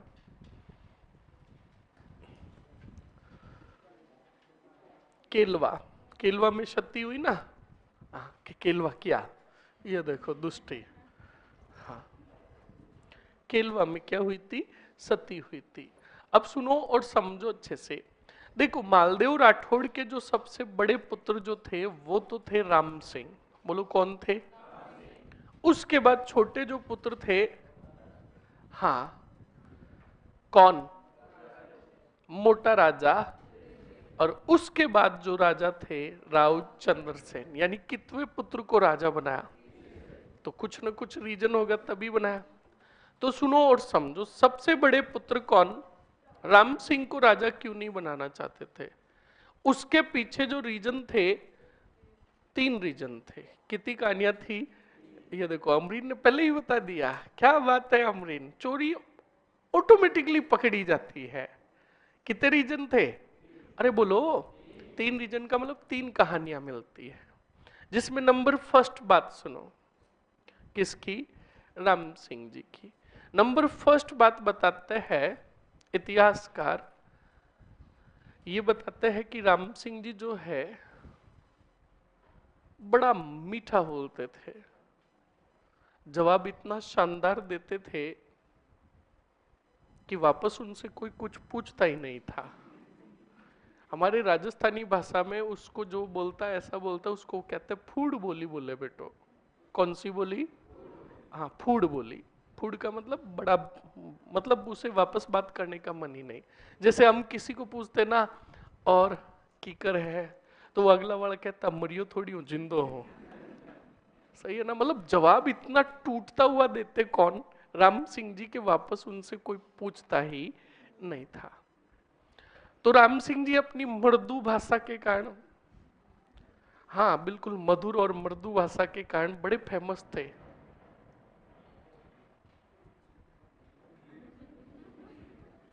अरे पीछे कुछ नहीं, अदनान स्वामी जी इधर देखो। हाँ, आपका भारी भरकम शरीर है, उधर मत देखो। हमें टेबल की टेंशन है। आप जो बैठे हो, आप ऐसे घूमे और कहीं टूट गई कर गई तो टेबल तो टूटेगी बढ़ेगी, आपके कुछ हो जाएगा। चलो कोई बात नहीं, बहुत बढ़िया। सुनो और समझो। छोटे चंद्रसेन लेकिन योग्य चंद्रसेन, हाँ अभी देखते हैं। तो सुनो और समझो क्या हुआ था। स्टूडेंट तो बड़े मधुर बोलते थे राम सिंह जी, उसी का एक छोटा सा क्या सुनाता हूं, किस्सा सुनाता हूं। राम सिंह ने एक बार क्या किया, यहां पर, यहां पर का मतलब मेहरानगढ़ के अंदर एक बहुत भव्य क्या बनाया, महल बनवाया। क्या बनवाया, महल बनाया, बहुत भव्य महल बनाया, अपने लिए बनवाया था। और मालदेव राठौड़ की प्रिय रानी जो थी, अच्छे से ध्यान रखिएगा, स्वरूप दे थी। कौन थी बोलो। और ये स्वरूप दे याद है कौन है, गोगुंदा से आए थे जैत्र सिंह, और जैत्र सिंह ने अपनी एक पुत्री स्वरूप दे का विवाह किया किसके साथ, बताया था ना। तो ये स्वरूप दे प्रिय रानी थी किसकी, मालदेव राठौड़ की। और इधर राम सिंह ने मेहरानगढ़ दुर्ग में एक बहुत बड़ा भव्य महल बनाया अपने रहने के लिए। तो उस महल को जब देखा किसने, स्वरूप देने, तो स्वरूप देने राम को कहा कि कुंवर, ये महल बेटा मुझे पसंद आ गया है, इस महल में तो मैं रहूंगी, तू मुझे दे दे। तो अब राम सिंह का जवाब सुनना। का देखो माँ ही लगती थी, हालांकि राम सिंह की माँ सगी माँ तो नहीं थी पर माँ जैसी ही थी। तो राम सिंह जी ने कहा, तुम्हें पूछने की जरूरत कहाँ है ठकुरानी सा, आप तो मेरे बाप की लुगाई हो। ये जवाब दिया किसने, राम सिंह। मतलब राम सिंह चाहते नहीं थे कि ये महल में दूं, पर मांग लिया तो अब करे क्या। तो टूटता जवाब ऐसा टिकाया कि स्वरूप दे बेहोश। यानी स्वरूप दे को बड़ा दुख हुआ ये बात सुनकर किसका, बोलो। और इसके पीछे रीजन ये था क्योंकि प्रिय रानी थी कौन, स्वरूप दे। और कुंवर राम की जो माँ थी उन पर बिल्कुल भी ध्यान नहीं देते थे कौन, मालदेव राठौड़। तो बिल्कुल मालदेव राठौड़ से राम नाराज था, राम सिंह नाराज थे। और बाद में स्वरूप दे के कहने पर कहा जाता है कैद करवा दिया था एक रानी को भी, किसने, मालदेव ने। वही रानी मतलब राम सिंह की माँ। तो एक तो घटना ये बताई जाती है, फिर जब शाम हुई, राव मालदेव आए, प्रिय रानी स्वरूप दे से मिले, तो स्वरूप दे बड़ी चिंतित और नाराज और दुखी बैठी थी। तो मालदेव राठौड़ ने कहा, प्रिय क्या हुआ। तो कहा, आज वो हुआ जो होना नहीं चाहिए। एक औलाद अपनी माँ को कहती है कि तू तो मेरे बाप की लुगाई है। तो कहा, ये बात किसने कही। तो कहा, कुंवर राम ने कही है। तो इस रवैये से नाराज हो गए कौन, बाहर टिकाया किसको, राम सिंह को। एक कारण ये बताया जाता। इतिहासकारों ने दूसरा कारण बताया कि मालदेव राठौड़ की प्रिय रानी थी कौन, स्वरूप दे। और प्रिय रानी स्वरूप दे चाहती थी कि राजा बने तो तीसरा पुत्र कौन, चंद्रसेन बने। तो ये भी मान लेते हैं दो कारण। तीसरा कारण बड़ा गजब का है, गुरुजी धोख दूं, गुरुजी भारमली वाली कहानी पूरी बताओ नहीं। मैं कहानी सुनाऊं सुनाऊं करता करता या भारमली भारमली करता करता मर गा। नहीं तो थाने दुख देऊला रात रात 2 बजिया।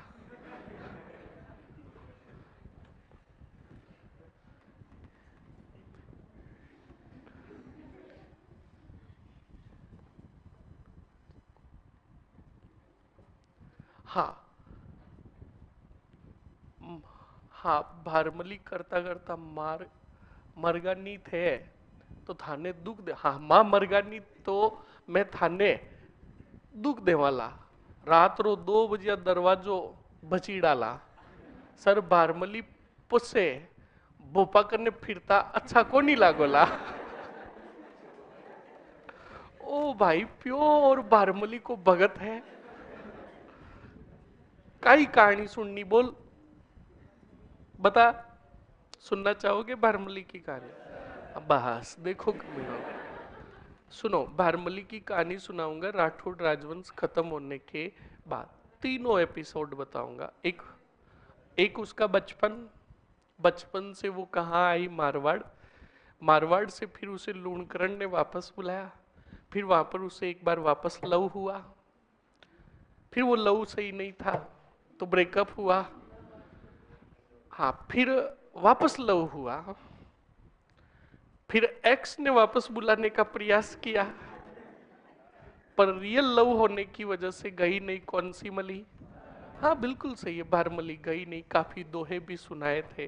दोहे का मतलब जिनको तुम आज की बातों में, शायरियों में कहते हो कि जान जान कहते हम, आपने हमें बेजान बना दिया। हाजी खा पठान ने रंगराई को कहा था। वैसे ही तुम्हें बिल्कुल दोहों सहित, दुखड़े सहित मालदेव जी के भी दुखड़े बताऊंगा। और जब वापस बारमली ने संदेश भेजा किसको? मालदेव को, कि आप हमें भूल जाओ, हमारी रग रग में बसे हुए कौन? अंडरवर्ल्ड डॉन जी, भागा जी, है ना? तो बिल्कुल ये पूरी कहानी सुनाऊंगा मैं आपको राठौड़ राजवंश के एंडिंग में, बीच में नहीं। चलो अब आप इतना ही कह दिया, मैं भूपो के पास जाना नहीं चाहूंगा। हाँ, रात्रि 2 बजे दरवाजा भसीड़ा ला, पचते भोपा करने फिरता अच्छा को नहीं लागोला। ये भी बात सही है भाई, मैं झाड़ू नहीं दिरावनी चाहूं। हाँ चलो सुनो और समझो। तो बिल्कुल आपकी फरमाइश पूरी होगी। गौतमी पढ़ ले मर ले, वरना तू भोपा बनेगा और तेरे कोई झाड़ा और देगा। फिर भोपे के झाड़ा लगता है ना तो अच्छा नहीं लगता है, क्योंकि भोपा खुद क्या देता है।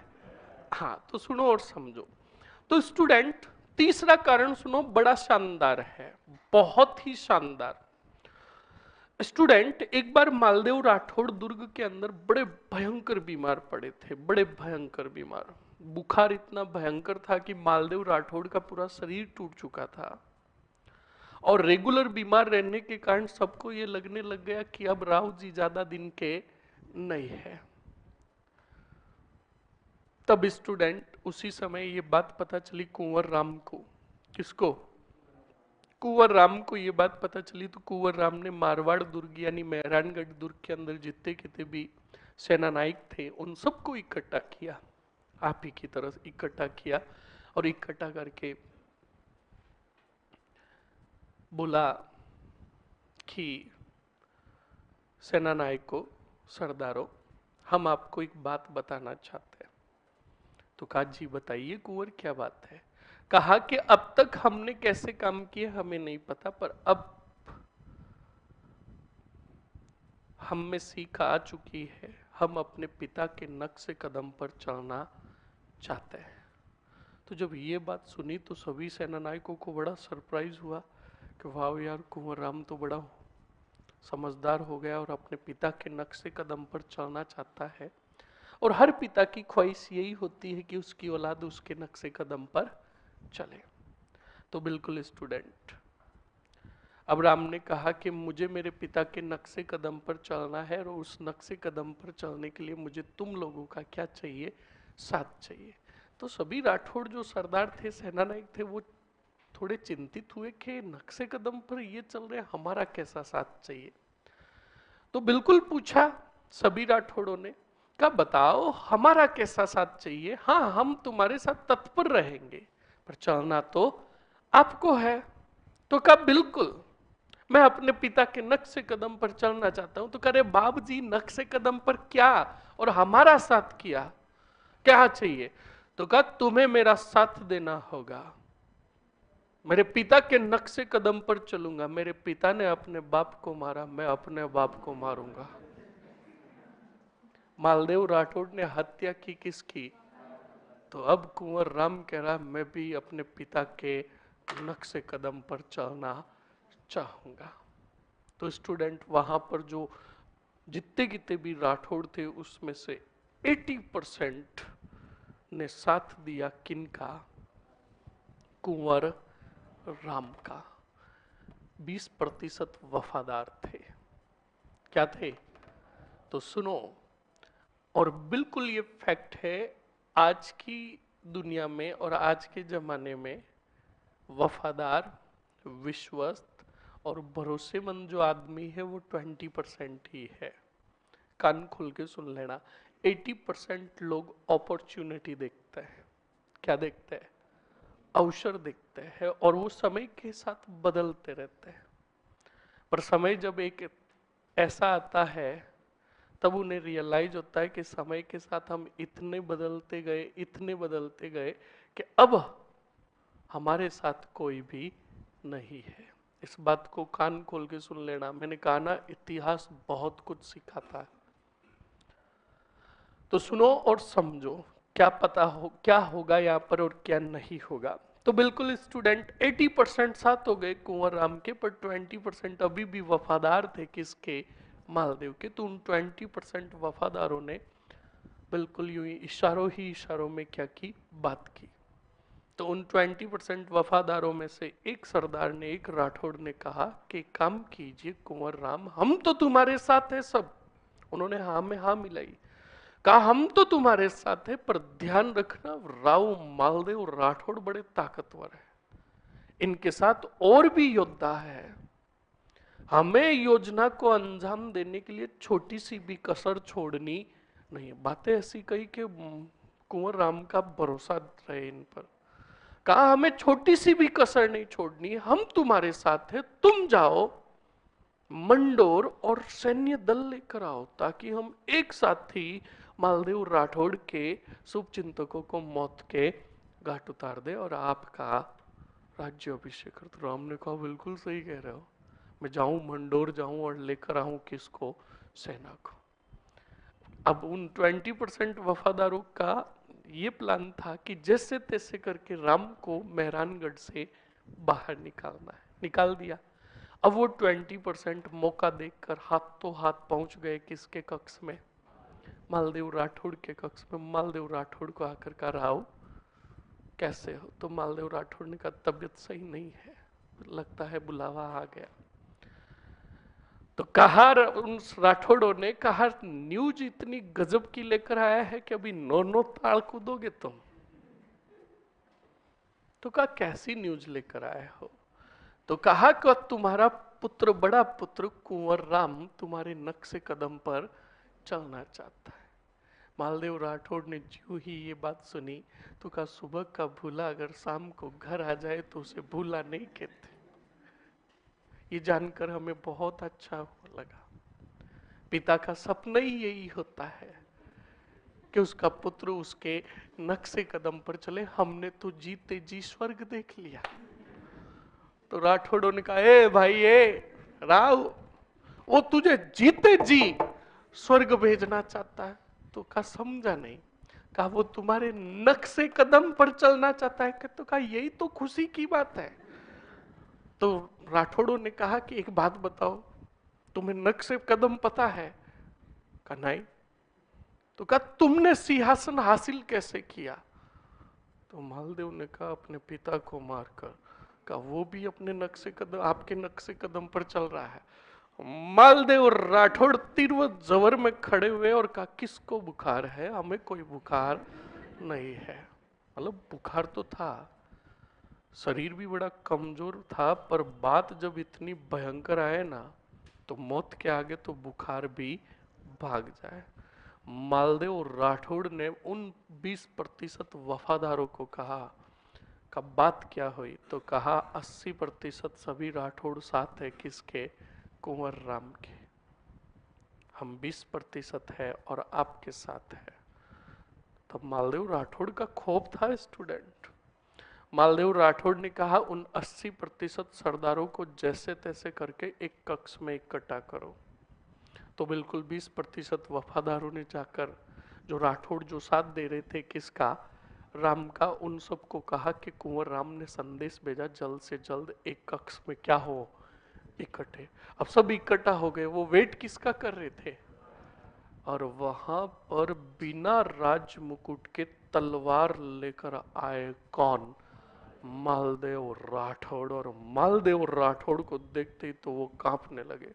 मालदेव राठौड़ ने सभी दरवाजे बंद करवा दिए कक्ष के, और सभी के सामने आकर एक ही बात कही उन 20% वफादारों को कि इन 70% को पूछ लिया जाए कि तुम किस, हाँ 70-80% वही का, इनको पूछ लिया जाए कि तुम किसके साथ हो। अगर एक का भी जवाब आए कुंवर राम के साथ, तो सबका कत्ले आम कर दो। बाहर हमारे योद्धा जो खड़े उनको अंदर लेकर आओ और सबको मार दो। अब वो 80% कांपने लगे, कहा हम तो आपके साथ हैं। तो देख लो, ऐसे होते 80% लोग जो अवसर देखकर बदल जाते हैं। वापस आ गए किसकी तरफ? मालदेव राठौड़ की तरफ। मालदेव राठौड़ ने संदेश भेजा बाहर पहरेदारों को कि मेहरानगढ़ दुर्ग के दरवाजे बंद कर दो, कुंवर राम को प्रवेश नहीं देना है। बिल्कुल प्रवेश नहीं दिया गया। अब उधर से राम अपने सैनिकों को लेकर मंडोर से आया, कौन से गढ़, दरवाजा देखा तो आगे लगा हुआ था, तो पहरेदारों का रुक जाओ कुंवर रुक जाओ। तो का दरवाजा खोलो। का क्यों? का हम अपने पिता से मिलना चाहते हैं, आपको बताए। तो पहरेदारों ने कहा क्या यही बताओगे कि आप अपने पिता के नक्शे कदम पर चलना चाहते हो? आपके खुर पता चल गए? खुर का मतलब समझे? आप कौन से नक्शे कदम पर चलोगे ये बात तुम्हारी सबको पता चल गई। तो कुंवर राम ने बड़ी जिद की कि नौफ हम एक बार तो अपने पिता से मिलेंगे। बहुत जिद करने के कारण संदेश भेजा गया किसको? राव को। राव ने कहा नौफ दरवाजा नहीं खोलना है, क्योंकि दरवाजा खोलते ही राम अंदर आया तो वो 80% वापस उसके साथ। तो स्टूडेंट, फिर भी मालदेव को दया आई किस पर? राम पर। और उन पहरेदारों को कहा कि जाकर कह दो कि तुम्हारे जीवन के निर्वास के लिए, जीवन यापन के लिए हम तुम्हें गुंदोज की, गुर्रोज की जागीर देते, चले जाओ। कहाँ? गुंदोज गुर्रोज। और वहीं से राम सिंह कहाँ चले गए? बोलो बोलो। उसके बाद पुत्र थे उदय सिंह। गुंदोज गुर्रोज पाली में है। ओके, तो अब सुनो स्टूडेंट, उसके बाद पुत्र थे कौन? उदय सिंह जी। बड़े स्लिम और फिट थे, पर नाम उनका था मोटा राजा। कौन सा राजा? बिल्कुल स्टूडेंट, बहुत ही स्लिम और फिट थे। उनके नाप का कोई सिंहासन बनता ही नहीं था, बहुत गजब के मोटे थे। कौन? राम उदय सिंह जी। और पहली बार अकबर ने देखा किसको? उदय सिंह को। तब अकबर के मुंह से भबाक निकला, मोटा राजा। तब से हम एक ही गीत गा रहे हैं कि मोटा राजा की उपाधि दी किसने? अकबर ने। क्या उपाधि दी? ये खुद की विशेषता थी उदय सिंह जी की। समझ में आया कि नहीं आया? तो मोटा राजा उदय सिंह को फड़ोदी की जागीर दी। कहाँ की? बोलो। और तीसरे योग्य पुत्र थे कौन? और रानी स्वरूप देवी चाहती थी कि राजा कौन बने? अगर मेरा मानना है कि राजाओं के उत्तराधिकारी चयन में अगर सही निर्णय गया तो मालदेव राठौड़ का गया। किसके लिए? राव चंद्रसेन को अपना उत्तराधिकारी चुनकर। वरना ज्यादातर ने जो उत्तराधिकारी चुना बड़े और योग्य पुत्र को छोड़कर, तो सबने गलत ही चुना है। बात करें राणा उदय सिंह द्वितीय की, तो उन्होंने किसको चुना? जगमाल को, जो सुधी गलत था। सही है कि नहीं है? तो इस बात को ध्यान रखें। आगे बढ़ो और हेडिंग डालो। मालदेव ने मुकुट क्यों उतारा था? ऐसे ही ताऊ था, भोगना दुख रहा था, और मुकुट पहनकर जाते पीछे देरी हो जाती तो मुकुट फिर कोई और ही ग्रहण करता। समझ में आया ना?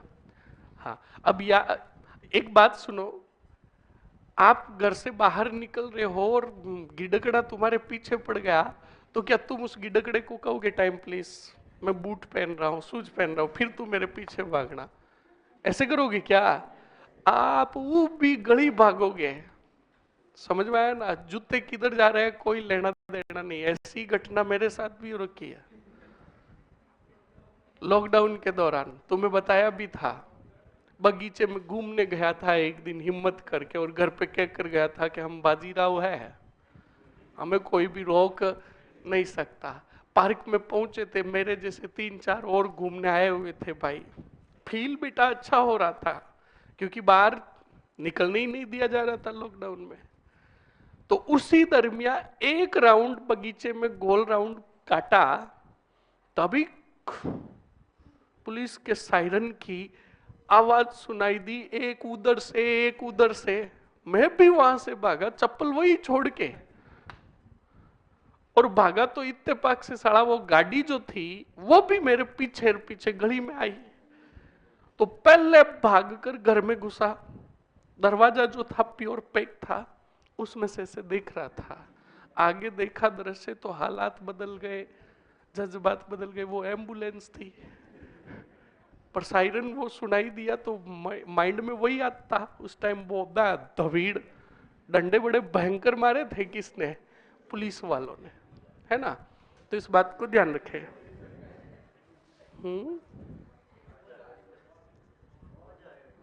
मजो डंडा नहीं पड़ा।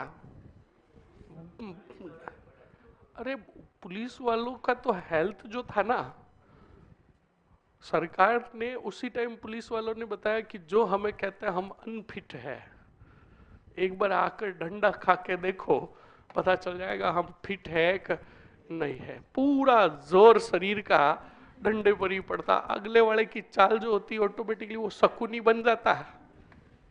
समझ में आया ना? चलो गोली मारो, हेडिंग डालो जल्दी से। पहले एक पॉइंट लिखो, मालदेव राठौड़ ने अपनी प्रिय रानी स्वरूप दे के कहने पर, फास्टली लिखो, मालदेव राठौड़ ने, सर जी मोटा राजा उदय सिंह को गुस्सा नहीं आता था? कोई क्यों गुस्सा आएगा? जब वास्तविकता हो तो उसमें गुस्सा कभी भी नहीं करना चाहिए। मान सिंह से, कछावा जो थे मान सिंह से सीखना चाहिए। बताऊंगा मान सिंह के बारे में। क्या लिखा आपने? हाँ लिखो, मालदेव राठौड़ ने अपनी प्रिय रानी स्वरूप दे के कहने पर चंद्रसेन को उत्तराधिकारी घोषित किया। किसको? चंद्रसेन को उत्तराधिकारी घोषित किया।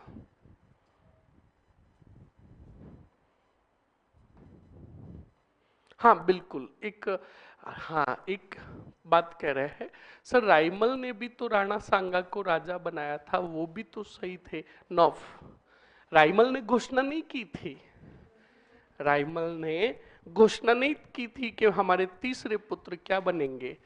वो खुद चाहते थे, पर उन्होंने घोषणा नहीं की। और एकमात्र मेवाड़ में संघर्ष जो सबसे पहले देखने को मिला सिंहासन को लेकर, वो तीनों भाइयों में देखने को मिला, पृथ्वीराज सिसोदिया, जयमल और सांगा।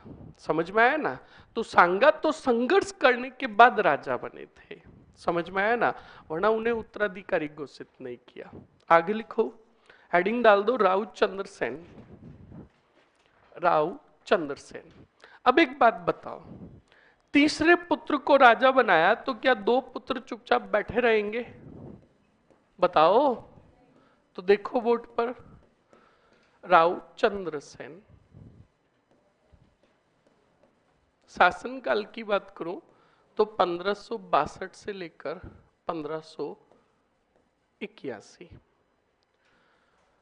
राज्य अभिषेक, इनका राज्य अभिषेक जो हुआ end of last day year का 31 दिसंबर 1562 को हुआ। ओके, अब सुनो, अब राव चंद्रसेन को समझो अच्छे से। राव चंद्रसेन के भाई कौन थे? एक तो राम सिंह।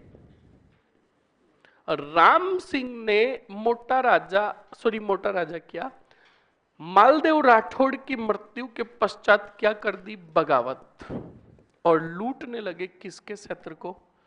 चंद्रसेन के क्षेत्र को। तो चंद्रसेन ने सेना भिजवाई और राम सिंह से युद्ध लड़ा। युद्ध जो हुआ कहां हुआ? और नाडोल में हार हुई किसकी?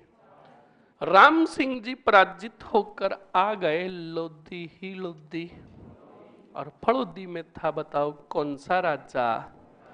बोलो। और मोटा राजा उदय सिंह के साथ आ गए, अब बताओ कौन? और साथ ही साथ में अपने एक और भाई को बुलाया, राईमल को। कौन से मल को? राईमल राठौड़, मतलब एक और भाई था। अब स्टूडेंट, और ये राईमल कोई और नहीं, याद कीजिए, आपको सुरातन देवड़ा और बीजा देवड़ा याद है? जगमाल याद है? जब याद करो, सुरातन देवड़ा के विरुद्ध जगमाल ने मुगल बादशाह अकबर से क्या मांगी थी? तब सेना भेजी थी। तब मैंने आपको कहा था जंगल में से आया था बाजीराव सिंघम, और उस सेना को समाप्त करके वापस जंगल में चला गया। वो बाजीराव सिंघम कोई और नहीं, कौन? जूते पड़ेंगे, राईमल का पुत्र कल्ला राईमल्लो था। कौन था? हाँ, बस इधर घोड़ा गया तो राईमल था। अरे राईमल के पुत्र हुए, और इसी राईमल से शाखा चली राईमल्लोत राठौड़। कौन से राठौड़? और इनके पुत्र जो हुए वो क्या कहलाएंगे? कल्ला राईमल्लोत। क्या कहलाएंगे? हाँ, वो कल्ला राईमल्लोत था जो जंगल में से आया और बादशाह अकबर की सेना को समाप्त करके वापस चला गया था। समझ में आया ना? और यही कल्ला राईमल्लोत कोई और नहीं था जो नागौर दरबार और बाद में बादशाह अकबर के दरबार में खुली चेतावनी दी थी। किसको? अकबर को।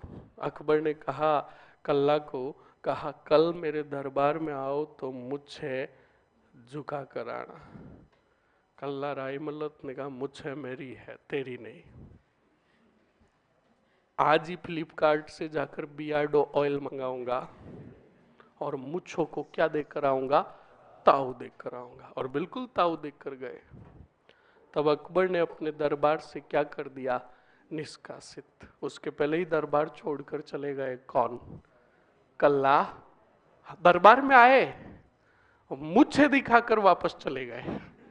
देख मुझे देख, और चले गए। कौन? कल्ला राईमल्लोत। और बाद में अकबर ने कल्ला राईमल्लोत के विरुद्ध सेना भेजी। ये भी बहुत बड़ी कहानी है, पहले इधर आ जाओ, मेन पॉइंट से भटक जाएंगे। तो वही कल्ला राईमल्लोत के पिता कौन? राईमल। कितने भाई हुए ये? तीनों मिलकर एक हुए। ये बात पता चली जोधपुर में किसको?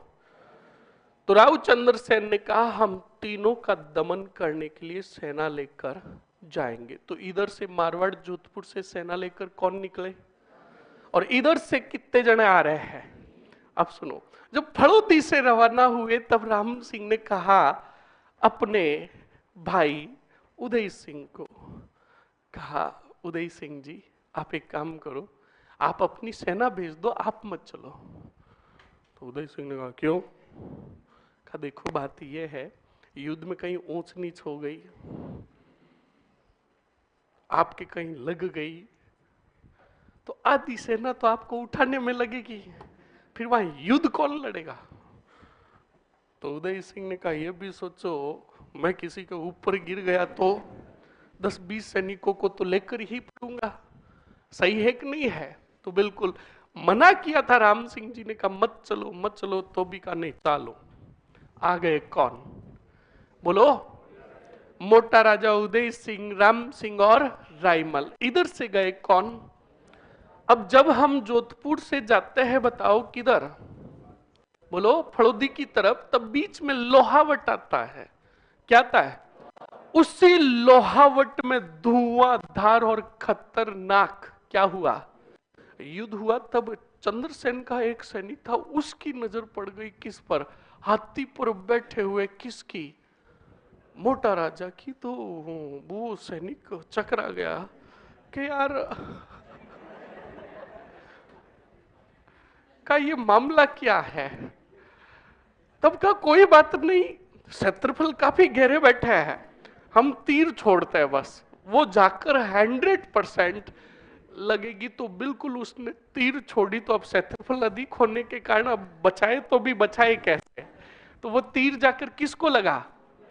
अरे बोलो, उदय सिंह को लगा। और उदय सिंह के तीर लगते ही तो हाथी से नीचे। अब राम सिंह ने यह दृश्य देखा राईमल ने यह दृश्य देखा तो राम सिंह और राईमल ने दोनों ने आमने सामने देखा। कहा क्या करे? तो कहा करना क्या, वो भी कांकड़ भागो अब, क्योंकि आधी सेना तो किसको लगेगी उठाने में। अब ज्यों ही राम सिंह वहां से निकले, राईमल निकले, तो उदय सिंह के सैनिक भी भाग रहे हैं। तो उदय सिंह ने कहा मरो बड़ो, मुझे लेकर तो जाओ। तो जैसे तैसे करके टिंगा टोली कर कर लेकर आए किसको? उदय सिंह को। कौन से लोधी? अरे बिल्कुल फैक्ट है स्टूडेंट, इसमें तीर लगने के कारण पूरा मामला बिगड़ गया। तो जैसे तैसे करके फड़ोदी लेकर आए किसको? उदय सिंह को। उधर लोहावट के युद्ध में विजय हो गई, बताओ किसकी? अरे बोलो। चंद्रसेन की विजय हुई। चंद्रसेन ने यही लोहावट फतेह करने के बाद कहा कि आगे बढ़ो, हम फड़ोदी पर भी क्या करेंगे? अधिकार करेंगे, ठिकाना छीनेंगे ये परगना, हमारे विरुद्ध षड्यंत्र। तब स्टूडेंट सभी जो साथ में चंद्रसेन के जो सरदार थे, सैनिक थे, सेनानायक जो थे, उन्होंने रोक दिया किसको? चंद्रसेन को। कहा देखो चंद्रसेन, वो है तो आखिरकार आपके भाई, रहने के लिए ठिकाना तो उन्हें भी परगना तो चाहिए। अगर तुम जाओगे फड़ोदी जीत लोगे तो उदय सिंह हुए, राम सिंह हुए, इनको रहने के लिए जगह चाहिए होगी। वो वापस तुम्हारे ऊपर क्या करेंगे?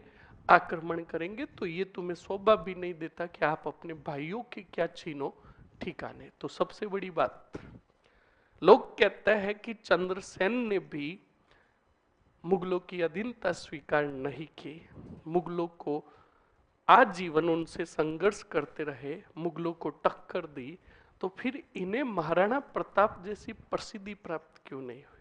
बस कारण यही था कि इन्होंने अपनों के विरुद्ध अभियान किया था। समझ में आया ना? और जो अपनों के विरुद्ध खड़ा रहता है उसे कभी भी प्रसिद्धि नहीं मिलती। इतिहास की रामायण देख लो, रावण को प्रसिद्धि मिली, रावण बड़ा था। कुंभकर्ण को प्रसिद्धि मिली पर विभीषण को इतनी नहीं मिली। उसके लिए तो ये कहा गया घर का भेदी लंका ढाए। तो अपने अपने होते हैं, ये भी कान खोल के सुन लेना। तो अपनों के विरुद्ध अभियान करने के कारण, अपनों को ही लूटने के कारण चंद्रसेन को इतिहास में और अभी के समय में इतनी प्रसिद्धि नहीं मिली जितनी मिली किसको? प्रताप को। वरना दोनों थे विरोधी किसके? अकबर के। समझ में आया? तो सुनो और समझो। तो सभी राठौड़ सेनानायकों ने ये बात कही तो बिल्कुल उनकी बात मानी और वापस आ गए। कौन? चंद्रसेन। कौन? अब सुनो आगे क्या हुआ। राम सिंह वहां से फड़ोदी से होता हुआ अजमेर पहुंचा। कहा? और अजमेर में था, याद रखना, अकबर का सेनानायक हुसैन कुली खां। कौन था? हुसैन कुली खां से जाकर मिला कौन? राम सिंह। और राम सिंह ने हुसैन कुली खां को जाकर वास्तविकता बताई कि हम मालदेव राठौड़ के बड़े पुत्र हैं, हमारे तीसरे भाई चंद्रसेन जो मारवाड़ के राजा है, तो हमें मारवाड़ चाहिए। तो हुसैन कुली खां ने कहा चिंता मत कीजिए, हम आपकी क्या करेंगे? सहायता। तो हुसैन कुली खां के साथ वापस आया, बताओ सेना लेकर कौन? राम सिंह। किसके विरुद्ध? अरे बोलो।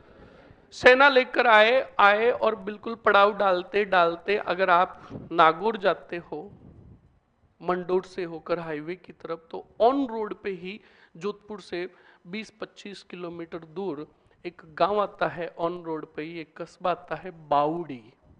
कौन सा? बाउड़ी, जो वर्तमान में तहसील भी है आई थिंक, है ना?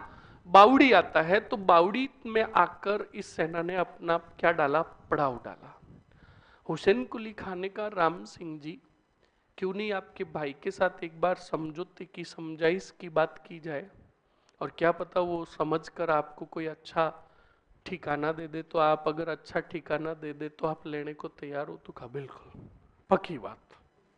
तो बिल्कुल यही बावड़ी से हुसैन कुली खां ने पत्र भेजा, कहा कि राव चंद्रसेन, हम सैन्य दल के साथ बावड़ी तक पहुंच चुके हैं, अगला हमारा पड़ाव नहीं होगा, अगला हमारा सीधा क्या होगा? अभियान होगा।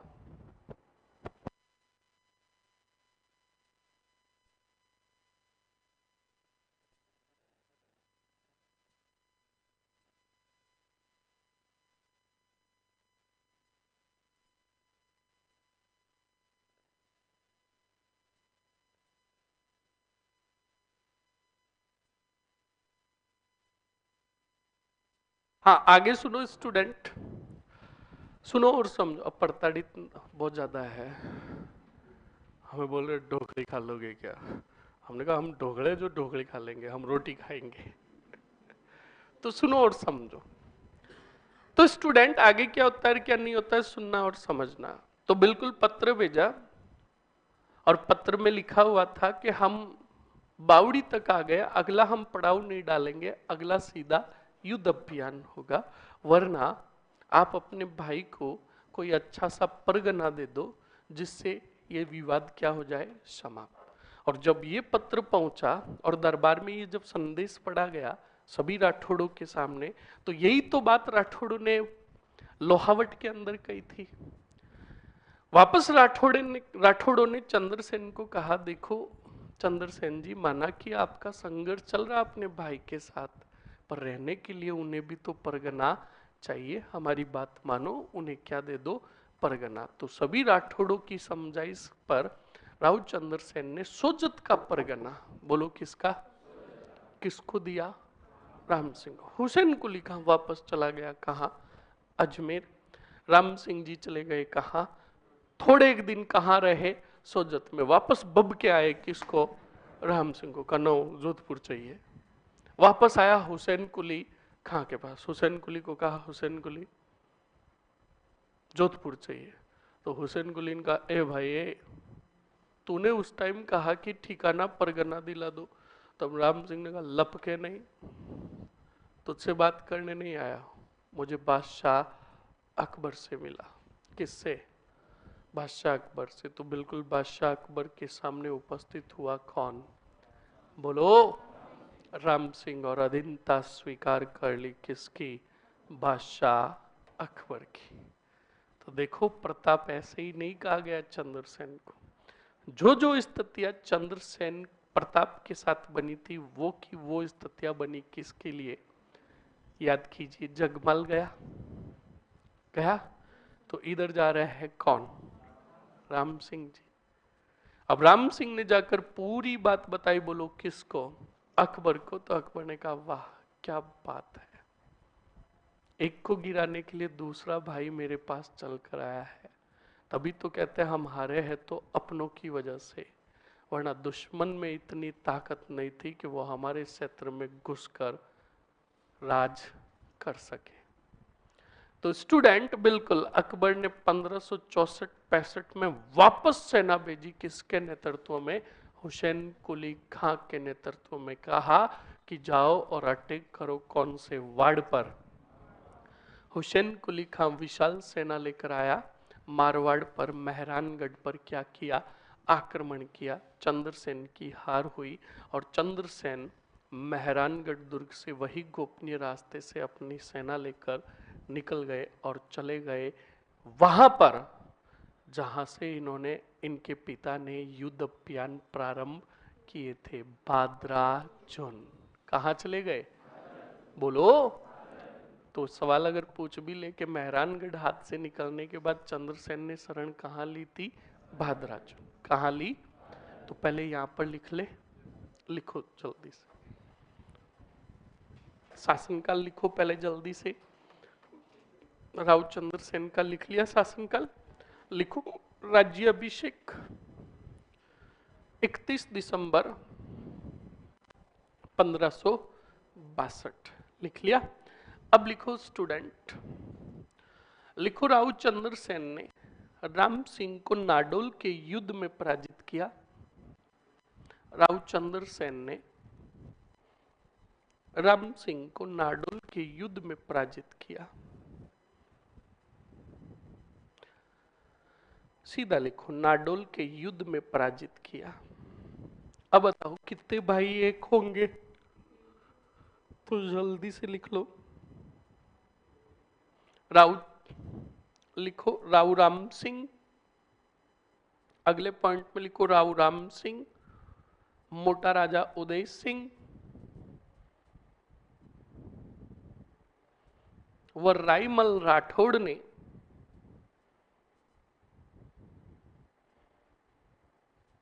चंद्रसेन के विरुद्ध आक्रमण की योजना बनाई।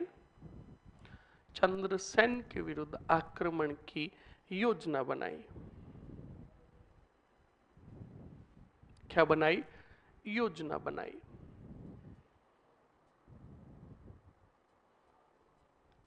लिख लिया? अरे लिख लिया ना? हेडिंग डाल दो, लोहावट का युद्ध। लोहावट का युद्ध। कौन सा युद्ध? लोहावट का युद्ध। और लोहावट के युद्ध में लिख लो, एक तरफ लिखो चंद्रसेन, सन लिख लो 1563।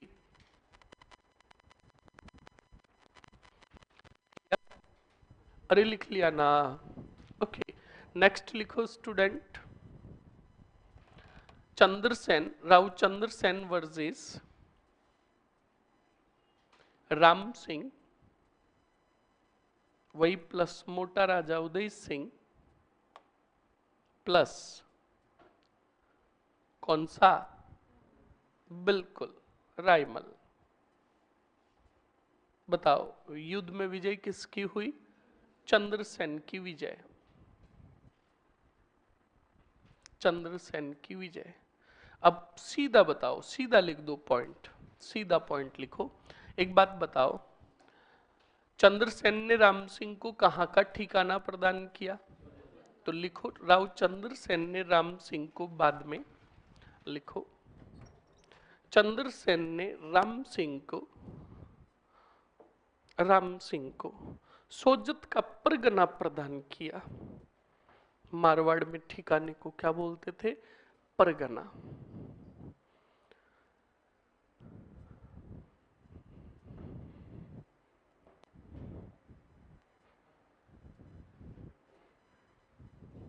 लिख लिया? सोजत का क्या दिया? परगना प्रदान किया। लिख लिया ना? अब बताओ अधीनता स्वीकार करेगा कौन? किसकी? कब? 1564 में। तो बताओ, सवाल पूछेगा राठौड़ों का पहला राजा जिसने मुगलों की अधीनता स्वीकार की, तब क्या कहोगे? बोलो, अरे बोलो कमीनो, जो शुद्ध गलत है। मोटा राजा उदय सिंह, इन्होंने अधीनता स्वीकार की, पर ये कभी भी राजा नहीं बने। और मेरा सवाल तुमने सुना ही नहीं। राठौड़ों के पहले राजा जिन्होंने मुगलों की अधीनता स्वीकार की, राम सिंह राजा ही नहीं बने, तो कहां से उत्तर सही हो गया? ये गलती कभी नहीं करे। हाँ, अगर सवाल ये पूछे कि राठौड़ों में सर्वप्रथम अधीनता स्वीकार किसने की, तब आपका उत्तर होगा राम सिंह। समझ में आया? लिखो जल्दी से, स्टार और नोट लगाकर लिखो। राम सिंह ने 1564 ईस्वी में, राम सिंह ने 1564 ईस्वी में, राम सिंह ने 1564 ईस्वी में मुगल बादशाह अकबर की अधीनता स्वीकार की। मुगल बादशाह अकबर की अधीनता स्वीकार की।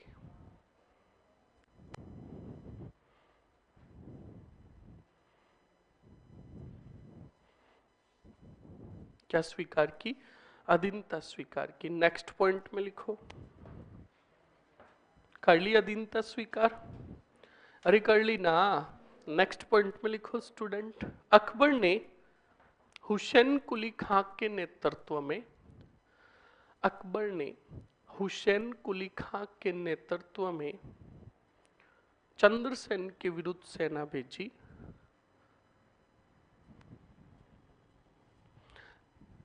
चंद्रसेन के विरुद्ध सेना भेजी।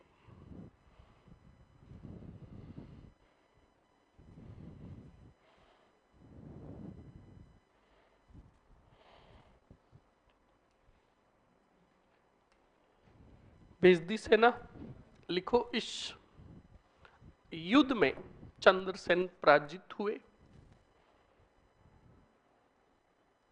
इस युद्ध में चंद्रसेन पराजित हुए। पराजित हुए तथा अकबर का मारवाड़ पर क्या हो गया? अधिकार हो गया। बताओ चंद्रसेन ने शरण कहां पर ली थी? बताओ। भाद्राजुन।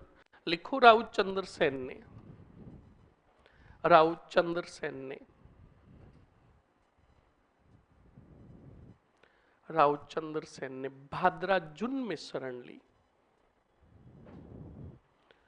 भाद्राजुन में शरण ली। जल्दी से बताओ स्टूडेंट, मैंने तुम्हें पहले ही समझा दिया है, वापस सुन लो और समझ लो अच्छे से। अब भाद्राजुन चले गए कौन? 1564 मारवाड़ अधीन हो गया किसके? बोलो। अकबर के। 1564 के बाद बादशाह अकबर जो था वो गुजरात और मालवा अभियान की तरफ व्यस्त हो गया। किधर? गुजरात और मालवा की तरफ। ध्यान ही नहीं दिया कौन से वाड़ की तरफ? मारवाड़ की तरफ। और फिर सन आया 1570। कौन सा? 1570। और 67-68 याद कीजिए, चित्तौड़ का तीसरा शाखा। 1569 69 रणथंबोर विजय, बादशाह अकबर द्वारा सुरजनहाड़ा को पराजित करके।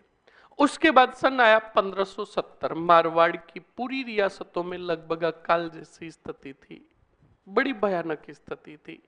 उसी समय आमेर के भारमल कछावा के सहयोग से, और आमेर ने तो सबसे पहले अधीनता स्वीकार की, तो भारमल कछावा के सहयोग से अकबर ने लगाया 3 नवंबर 1570 को नागौर दरबार।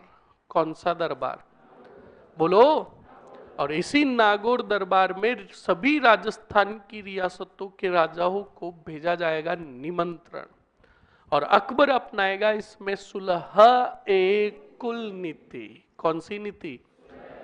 और सुलह ए कुल नीति के तहत ही जो जो राजा इस दरबार में आएंगे उनको स्वीकार करवाएगा क्या? बोलो। और बाद में कहेगा अकबर कि जो राजा आए और हमारी अधीनता स्वीकार की सुलह ए कुल नीति के तहत, ठीक है, जो दरबार में नहीं आए उनके विरुद्ध अपनाई जाए युद्ध अभियान नीति। तो बताओ, चंद्रसेन भी आया था नागौर दरबार में, पर उसने अधीनता स्वीकार, वापस चला गया। तब चंद्रसेन के विरुद्ध अपनाई जाएगी युद्ध अभियान। और याद कीजिए ऐसा ही हुआ महाराणा प्रताप के विरुद्ध। पहले अपनाई गई सुलह ए कुल नीति, कितने शिष्टमंडल, और जब वो चारों सफल नहीं हुए तो अपनाई गई युद्ध अभियान नीति। याद है ना? तो कल हम युद्ध अभियान पढ़ेंगे, नीति पढ़ेंगे किसकी? अकबर की। किसके विरुद्ध? और कल हमारा एंडिंग की तरफ लगभग चला जाएगा कौन सा राजवंश? राठौड़ राजवंश। ओके, धन्यवाद।